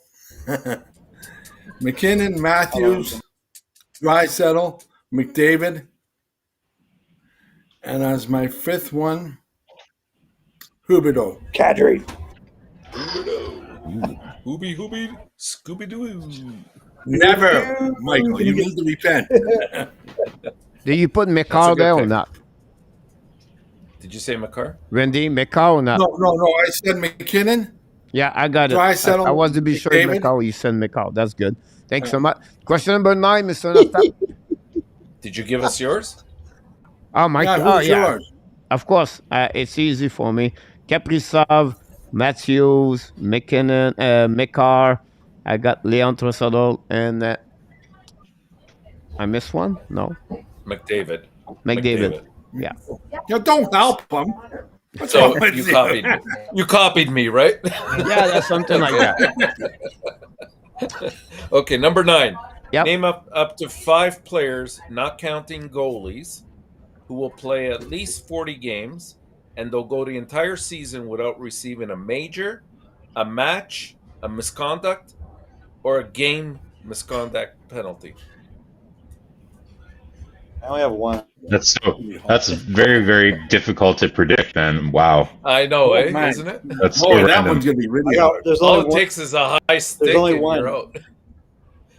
Oh, The only guy is Ryan yeah. O'Reilly. I don't know. Sometimes That's the only guy. sometimes he drops the gloves. So, in our tap, who are your Mac? players? Okay, I'm gonna go Barkov. Steve said Kadri. Kadri. Look, la personne said Drouin. I'm getting better. Yeah, I was thinking about Drouin. Barkov, Kyle Connor. Maybe. Oh, that's probably true. That's a good point. Antti Kopitar.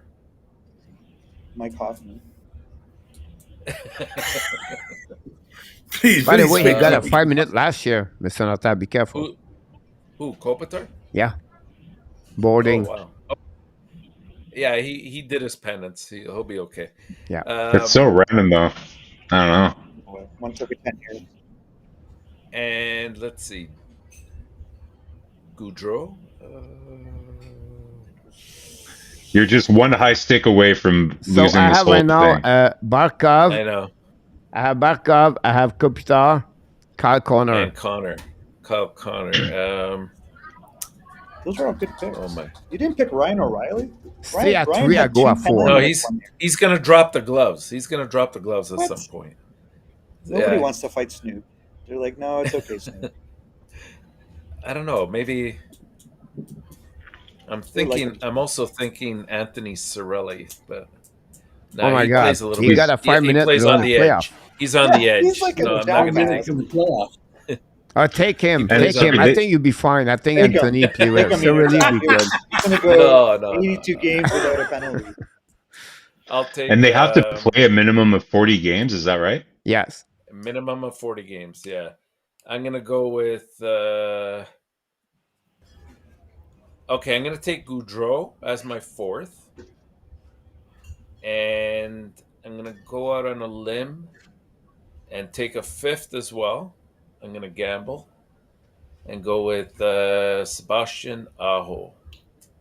Yeah, that's a good pick. You copy Andy Koivula. That's the problem. No, What's I didn't that? see Andy. What did he say? Uh, Marco. I'm going to try a different strategy on this one, guys. I'm going to pick no players because it's impossible to know what's going to happen on the ice. Like Now you get 0 So- point. You zero, don't get yeah. no point with 0 player. You should try to get at least 1. At least you get no, 1 point. no, You should pick no, one. no, Pick 1, you get 1 No. point. no, no, because it's too random. Like there's no way to predict that. Just like you could have Oh yeah, Ryan I O'Reilly, understand you, who's like- but take 1. Just take No. 1. no, Jake I Evans. refuse. He doesn't want to be No. wrong, coach. So I refuse. So you're the only one you'll be right. That's right. So what Michael I'm banking Delano. on is that all of you guys are going to choose a player in this round, and you're all going to be wrong, and then I win automatically. Not me. It's like No. jiu-jitsu. no, It's like we'll be jiu-jitsu. tied, Marco. We'll be tied. I thought as soon as you got one wrong, you lose you all get of your 0. points. Right. you Michael- get 0. But for all of the points that you earned in all the other rounds too, though, right? No, Yeah. no, just for this round. Just for this round. Just for this. Oh, question. just for this round. Okay, Yeah. I thought it was all the points you earned in all the other rounds. No, that you round by round. lost your points. Yeah, Okay. that's why coach is saying take 1. It's worth your. Okay. Well, in that case, okay, yeah, let's go. Let's do Hoffman. Let's do. But you have to play 40 games. Be careful. Yeah, no, Hoffman will unfortunately he'll play 40 games. All right. So yeah, we'll take Mike Hoffman. I'm telling you, made see, my night the when you value talk. of Mike Hoffman, Marco, that's the reason why he need to be with Montreal. Well, now you're giving me a reason to watch the games and root for Hoffman in some way, right? So And cheer for him Check, to stay check on the bench. first game. Mike Hoffman show up. He got a boarding for 5 minutes. First 45 seconds, he gets kicked out of the game. Michael Delano. I mean, I think Ryan O'Reilly's going to be in that mix. I like the Connor one. Barkov, has he ever had a major? And then what's the other guy in Florida? Sam Reinhart. Renard. Sam Ryan. Yeah, is that 4 or is that? I think that's 4, right? Do That's we need one 4. more? That's 4. So Yeah, what you terrifying. can you tell me again the name, because I don't know if you take them or you just mentioned the name. So give me again. Barkov, O'Reilly, Tara Vinen, Sam Reinhart, and Kyle Connor. All right, Terrevenant for Carolina. Correct. Okay, Randy. I was going to just throw it for a joke just to make you guys all laugh, pick Kadri, Marchand, and Tashuk, and I won't do that. Wait, both trucks? I think I'm going to pick Barkov as 1.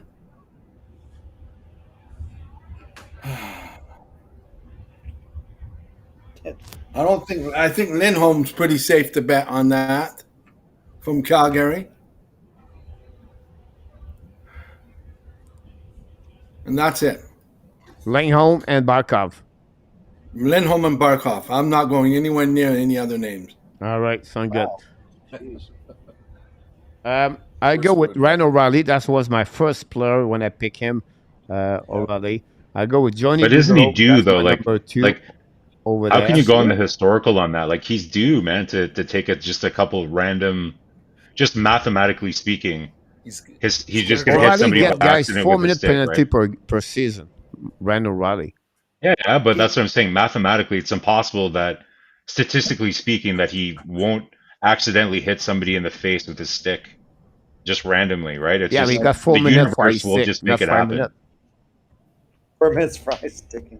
For double. Anyhow, The stick I never got beat the ice. Sébastien Ao. I got Johnny Gaudreau. I got Ryan O'Reilly. That's number 3. I got Aaron Barkov. That's number 4. I go with Kyle Connors with number 5. So, Kyle hey, Connors? guys, you know when? Okay. Yeah, Kyle Connor. Yeah. Yeah. Do you mean You Kyle know, Connor or Connors? No, Kyle Like Connor for the Winnipeg Jet. You same- inspire Okay. me with the Jets, so I need to take at least one of them for my pick today about this one. Luc Laforcine said Jack Eye. We'll have that one friggin' game. Number 10, guys. Number 10. Okay, number 10. Name up to 5 the players last who are currently on the NHL roster that will change teams between the cutoff for entries October 11th at 7 p.m., which was today, and the end of the first day of the 2023 free agency. This means they must be on a new roster via trade, free agency, waivers, or whatever else, but does not include retirement or leaving the league entirely or being an unsigned free agent. So keep this simple, guys. The player is going to be traded during the Yeah. season, and he's still the only way he's still he have to be inside the team at the end of the year. And the only way we don't accept is the player get be retired, decide to be retired. That's pretty much about this. Okay. 1 to So, 5. I was gonna say Patrick. And our tap. Patrick Kane, Jacob Chikrin, Really? John Klingberg. Trade him. Which one? John Klingberg Klingberg of Anaheim. from Anaheim. Yeah. And I'm going to say Mike Hoffman. Really? I'm I so love it. shocked I you love it. picked Keep this one. Keep this No way one. they're bringing him back another year. No way. No way. Once I gotta play. So you go with 3 And- pick and our tap No, that's 4 already. with Mike Hoffman. I went Kane, Chikrin, Klingberg, Hoffman, Yeah, and Jonathan Drouin. no. But He might another not play in the Jonathan. NHL after this year. He might not play in the NHL. Jonathan Might not play Tays. Jonathan Tays. You have 5 players, right? 5 players. All right, sound good. Marco. I'm going to go Monahan, Dadanoff, Kane, Klingberg, and Tays. I think I'll stick with those 4. Jonathan Tays. No. No, I tried to No, helping you it's- to win. I think Jesus, it'd be you hard to don't move get it. All right, Randy. I'll go with Kane for sure. I'll go with Chekrin for sure. I'll go with Blake Wheeler Man, let me text them. of Winnipeg. I'll go at Shillington How out many of years Calgary. does he have though? Wheeler Which has one, how many years Randy? left? Oh, He's that's got true. one more. Maybe I better not pick But it's Wheeler. cheap, isn't Take it? After Wheeler off my Wheeler, list. which one you get, Randy? I want Kane, Yeah, Chekrin, yeah. Shillington out of Calgary, Okay. And yeah, I like Klingberg out of Anaheim too. I think that's a good pick also. Perfect. And Blake Wheeler, right? Yeah, no, I'll take Wheeler off. I'll have to take somebody else on. So I have only 4. Marco reminded me how many more years I Wheeler's have got. only 4. Is that right? Yeah, I need another one. You don't have You to. don't need. You can start 4. No, I'm gonna take a 5th one. We have Mike Hoffman from the board right now. I heard from in our tap. Yeah. You want Mike Hoffman? No, I'm gonna take Bertuzzi out of Detroit. Which one for Detroit? Ooh, Yeah, Yikes. it's very, it's Bertuzzi. very, very possible. Which one, Michael? Bertuzzi. Yeah, it's very possible. I don't think it's a guarantee though. All right, No, it's Michael, not. who do you go? Yeah. One more to I go mean, after the guy, guys. For me, or Yeah, Michael Yeah, Dividendo. Yeah, you're next. I've done my 5. yeah, I think Patrick Kane. I gotta think. Oh, man, I don't know. The Chikrin thing seems weird to me, but maybe. I mean, I guess he's going to be moved. They keep talking about it. I kind of feel like they'll move Klingberg, but I don't know if that's a guarantee.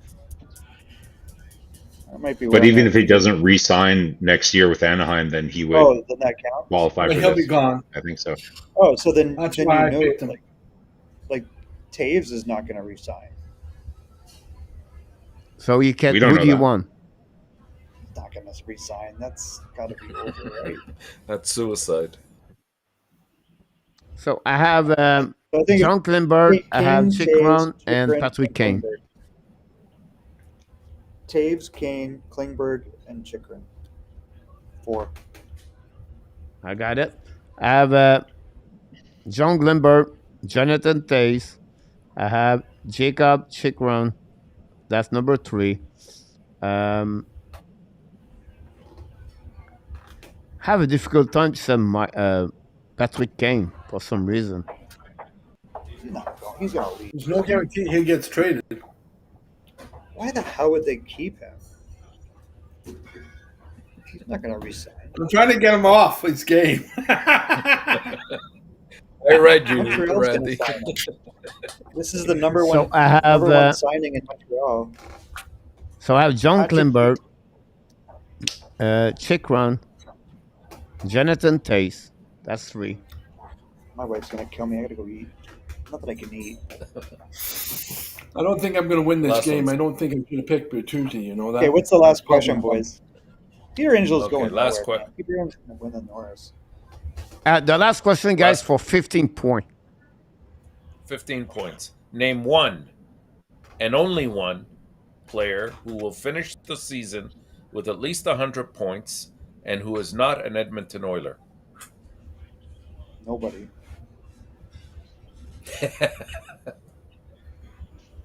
I'm gonna take Kirill Kaprizov. I don't know if he'll even get it. I don't know about that. They're just not going to score as many goals, I think. But maybe. They play Marco? Arizona, Seattle. I'm gonna Chicago. say Mitch Marner. I don't know. They're putting him on defense. I hear. Randy? Nate McKinnon. McKinnon out of never come Colorado, close. coach. Got He's it. never come Is close, he man. healthy? He keeps getting hurt, right? The, Michael? he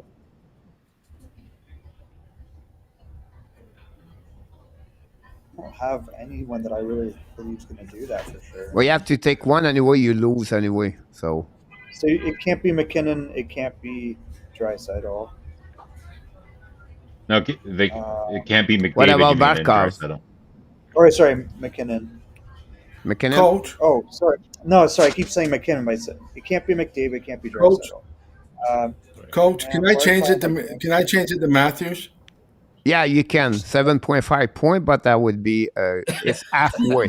So Austin Matthews. No, I'm or- going to change it to Matthews. Got it. I mean, You did that Michael, for Kelly. do you believe someone can make That's one right. other point? Last year, Goudreau, Huberdeau, No way. None of those guys. Mathieu Tkachuk. I don't believe Huberdeau. Well, No way. maybe. No way. God, I have such a hard Not time Huberdeau. believing that. Hey, I think it's going to come down this year, personally, but I think it's going up. Panarin, I don't know, man. I think last year was a fluke because of the tail end of COVID. So which one I you don't take? think so. Panarin.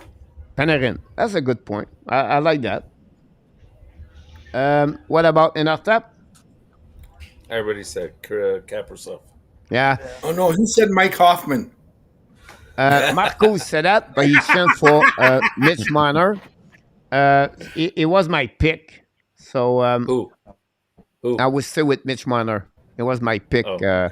Mitch Marner, about this one there. So I have all of this, guys. This is going to be until July 1st. I'm going to make you a report. All right. And definitely, I'm going to give you all the answer about this. We are at the end of the show, guys. Boys, I gotta I know go. some of you want to leave. You're welcome to leave. I'm going to finish with the Frenchy quiz. Who wants to stay for the Frenchy quiz? I'm taking off. I gotta sorry. jump. I I gotta gotta go, jump. guys. See you guys tomorrow. All right. Have a good night. All right. Good Thanks, night. Coach. Have a Night. good Thanks, night. guys. A lot of fun, Coach. Thank you. Thank you. Anybody else still with me? I'll stay. And up top, you stay? Sure. Randy, you still not? Randy, leave. I'm going to fix this, Mr. Up Hold No, on. Randy said he's staying, didn't he? No, look like he left. Whoop. You come back. Hold on. I'll give you number 2. Yeah. All right. I'll put you beside me here. We'll be fine. We're going to get there. So some of you is going to have a better chance to win. Everybody left, Mr. Nartap. So there'll be a better chance for Luc Lafortune to win a back-to-back game. It's all about honestly. strategy. And that'll be good about this one over there. So let's start right away. And I'm going to fix my keyboard because I was not ready for this. I have so many people in the chat. Look, the internet working better, Mr. Nartap. So far, we have to be happy about this. I use a keyboard. So we'll see. We'll see what happens. Mr. Nartap, are you ready? Oh my God! Yeah. Here we go. Randy left. Question number 1, Mr. Nartap. Oh boy. Which player had the most goals when their team lost the game last season? So, example, they lost 26 games. The Toronto. Which one of them have the most goals in NHL this year? Leon Draisaitl, Austin Matthews, Clinton Keller, Alex DeBrincat, and Jesper Bratt. Which one of them have the most goals in NHL, but they lose the most game when they lost the game 5-3, maybe 3 goals of Matthews? Does that make sense? I think so. All right, we start with K. Brown. Oh, K.E. Boomerang is back in the house, Mr. Nartap. Welcome back.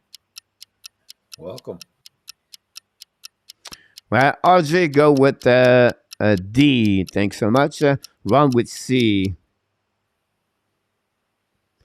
Randy B. Ron with King C. Boom, I got it, yo. Lip D. William Snyder B. Alexandre Mayer D. Vinny James E. Steve G. E. A. Mr. Nartap. We have to one live coach on French quiz. Yeah, next time, Danny, send it to us. Danny. E. Yeah. So it's. I cannot put this I'm there, gonna- Danny. I could not put comments because I'm not using my computer. So next time, Danny, just remind me if you don't mind. I'm gonna go Alex DeBrincat. And I'll tap, you go with Alexa. Oh my God! The winner of that one over there, and our tap never sleep. The answer is D. Alex DeBrincat, guys. You name it. 22 goal. Perfect, Danny. It's going to be RJ, Alex Maillard, Luc Lafortune, and our tap, K.A. Booram, win the first contest. Number 1. Go to question number 2. Mr. Nartap. We are on fire. Since 2000, Mr. Notap, how many seasons the Flyers have under 30 W per season? So how many seasons they never reach 30 win? 2 times, 3 times, 4 times, 5 times, 6 times. Boomerang, you're on fire.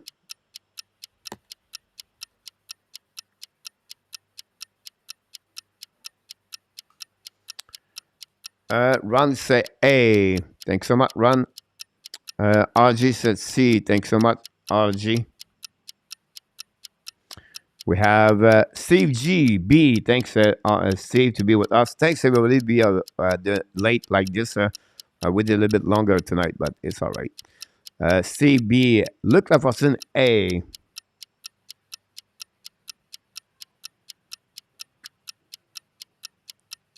We miss Boomerang. You have to go 2 and 2. So what is your answer, Mr. Boomerang? William Snyder A. Thanks so much, William. Mr. Nartab, during the time, they wait for Boomerang. Alexandre Maillard A. Thanks so much, Alexandre. Boomerang said B. Danny A. Andy Koivula E. Thanks so much, Mr. Nartab. That's a loaded question. Randy I'm gonna A. go with. Let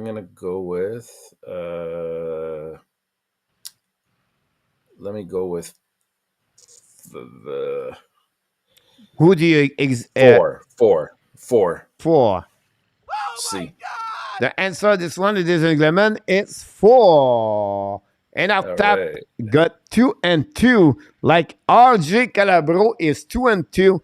Kibunram, Alexandre Maillard, and Luc Lafortune are the winner. The question number 1, but nobody else. Only RJ and our tap have this question. Congratulations, both of you. You nailed it, Mr. And our tap again.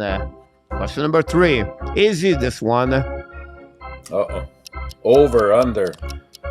Under, over, or exact. Lucas Raymond scored 23 goals last season, Mr. Notap. How many players for the Detroit Red Wings have more goals than Raymond and under 20 years old?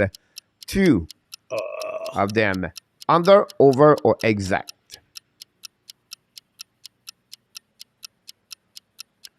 You're absolutely right, Vinny. I got you. For some reason, your name it did not pop up. I apologize, Vinny. Who's?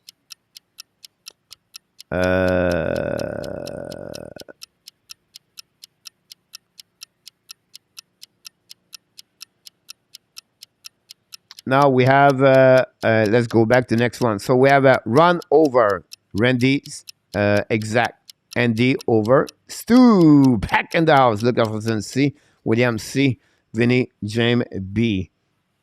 All right. We still Boomerang. When we're missing Boomerang. RJ said C. I got you. Boomerang said B. Alexandre said B. Mr. Nartap. I'm going to go with under. Under. A. You're the only one answer this question, Mr. Nartap, and you proved to them you are right. The answer is 1. It was Steve Eiserman. Okay. I got that by fluke. I thought it was just for last year. There you go. Well, you got it. You all take the lead after 3, Mr. Nartap. You're on fire. 3 and 3, Mr. Nartap. Perfect game. We'll see what happens in next question. You jinxed Tonight was all about the Flyers, so let's finish it with the Flyers. Since 2000, 2001, Mr. Nartap, how many times the Flyers participate at the final Stanley Cup or the final conference? 1 time, 2 time, 3 time, 4 time, 5 time. Ron, go with D. Thank you, Ron. Ron, after 2 great night struggle tonight, 0-3, Mr. Nartap. Andy Koivula. 0-3. Andy said he won the first 2 contests, never win any one of them, Mr. Nartap. He's still 0-3 tonight. I have all the stats, Mr. Nartap. I'm a machine. I know exactly what's going on with the contest of Frenchy Quiz. We have two good answers. Some of them already gave up. Look like person go with C. Boomerang with B. Stu with D. Vinny with C.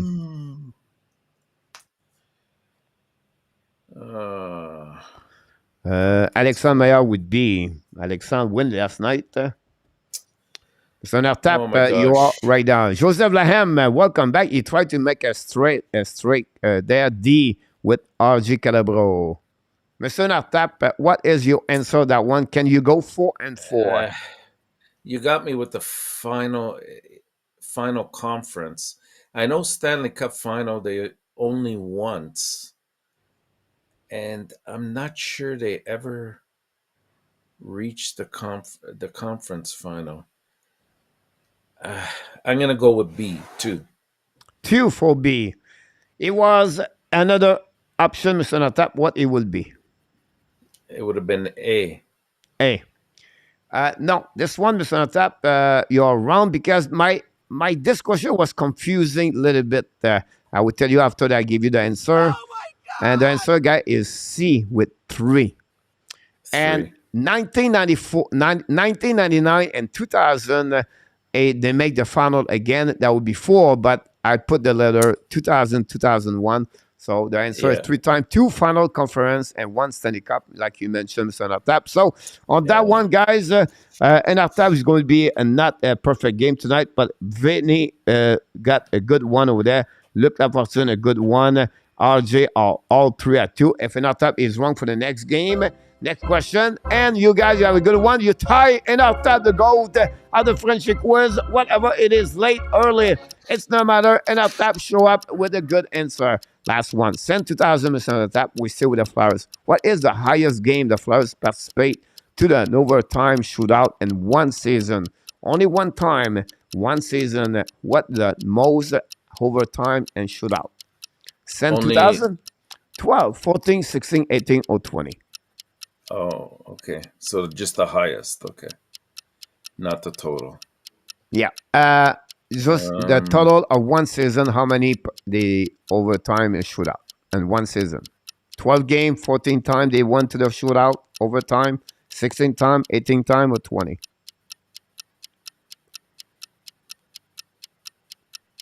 Stug with B, here we go. And D with E, and D back in the house. I know this is a 12.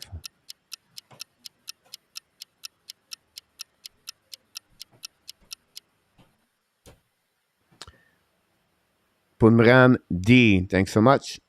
Luc Lafortune with A, thank you. William Snyder back in the house. William, go with B. Joseph Lahem with D. I need Vinny. Vinny, I got Luc. I did not get RJ. RJ, on that one. I thought I saw him. I think he gave an answer. RJ said A. Just got it. All right.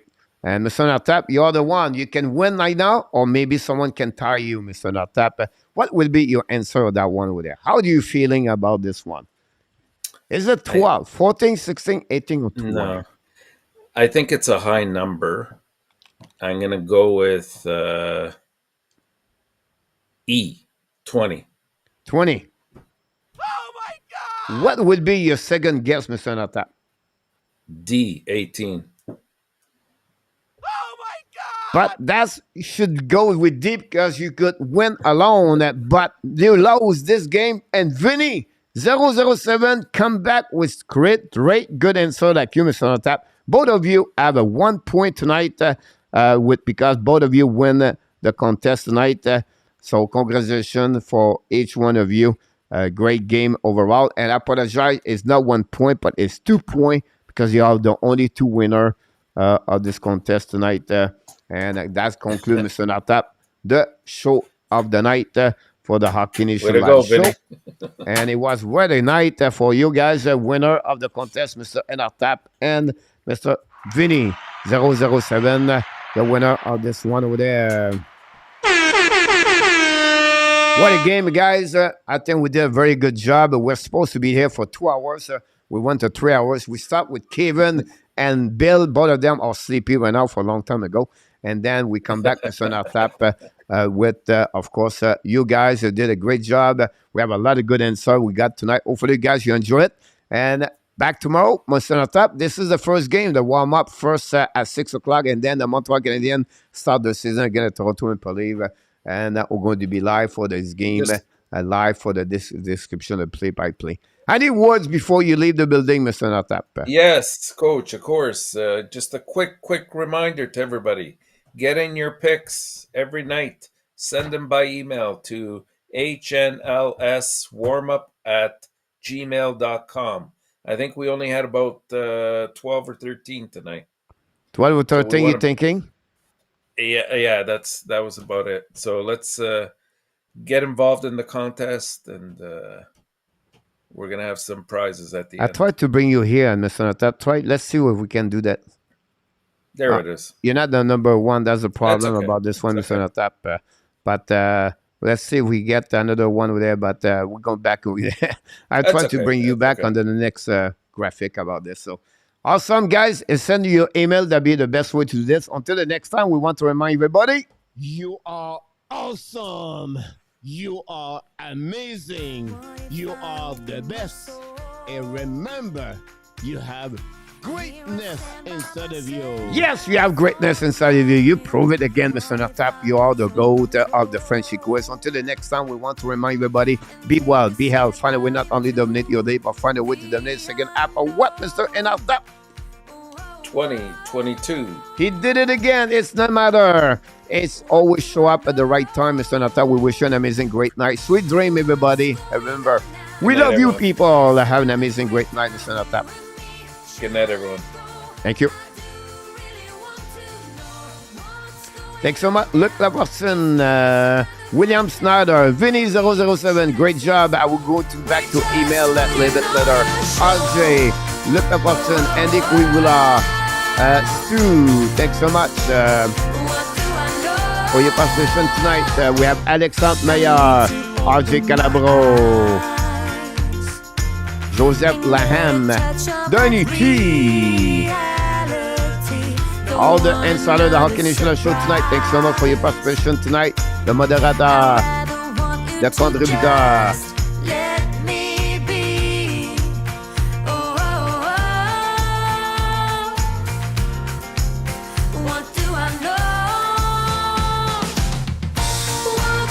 Merci mon Nick. Ouais, une grosse journée pour moi. Je dois aller au visa. Pas drôle, ça. Attendre dans la ligne.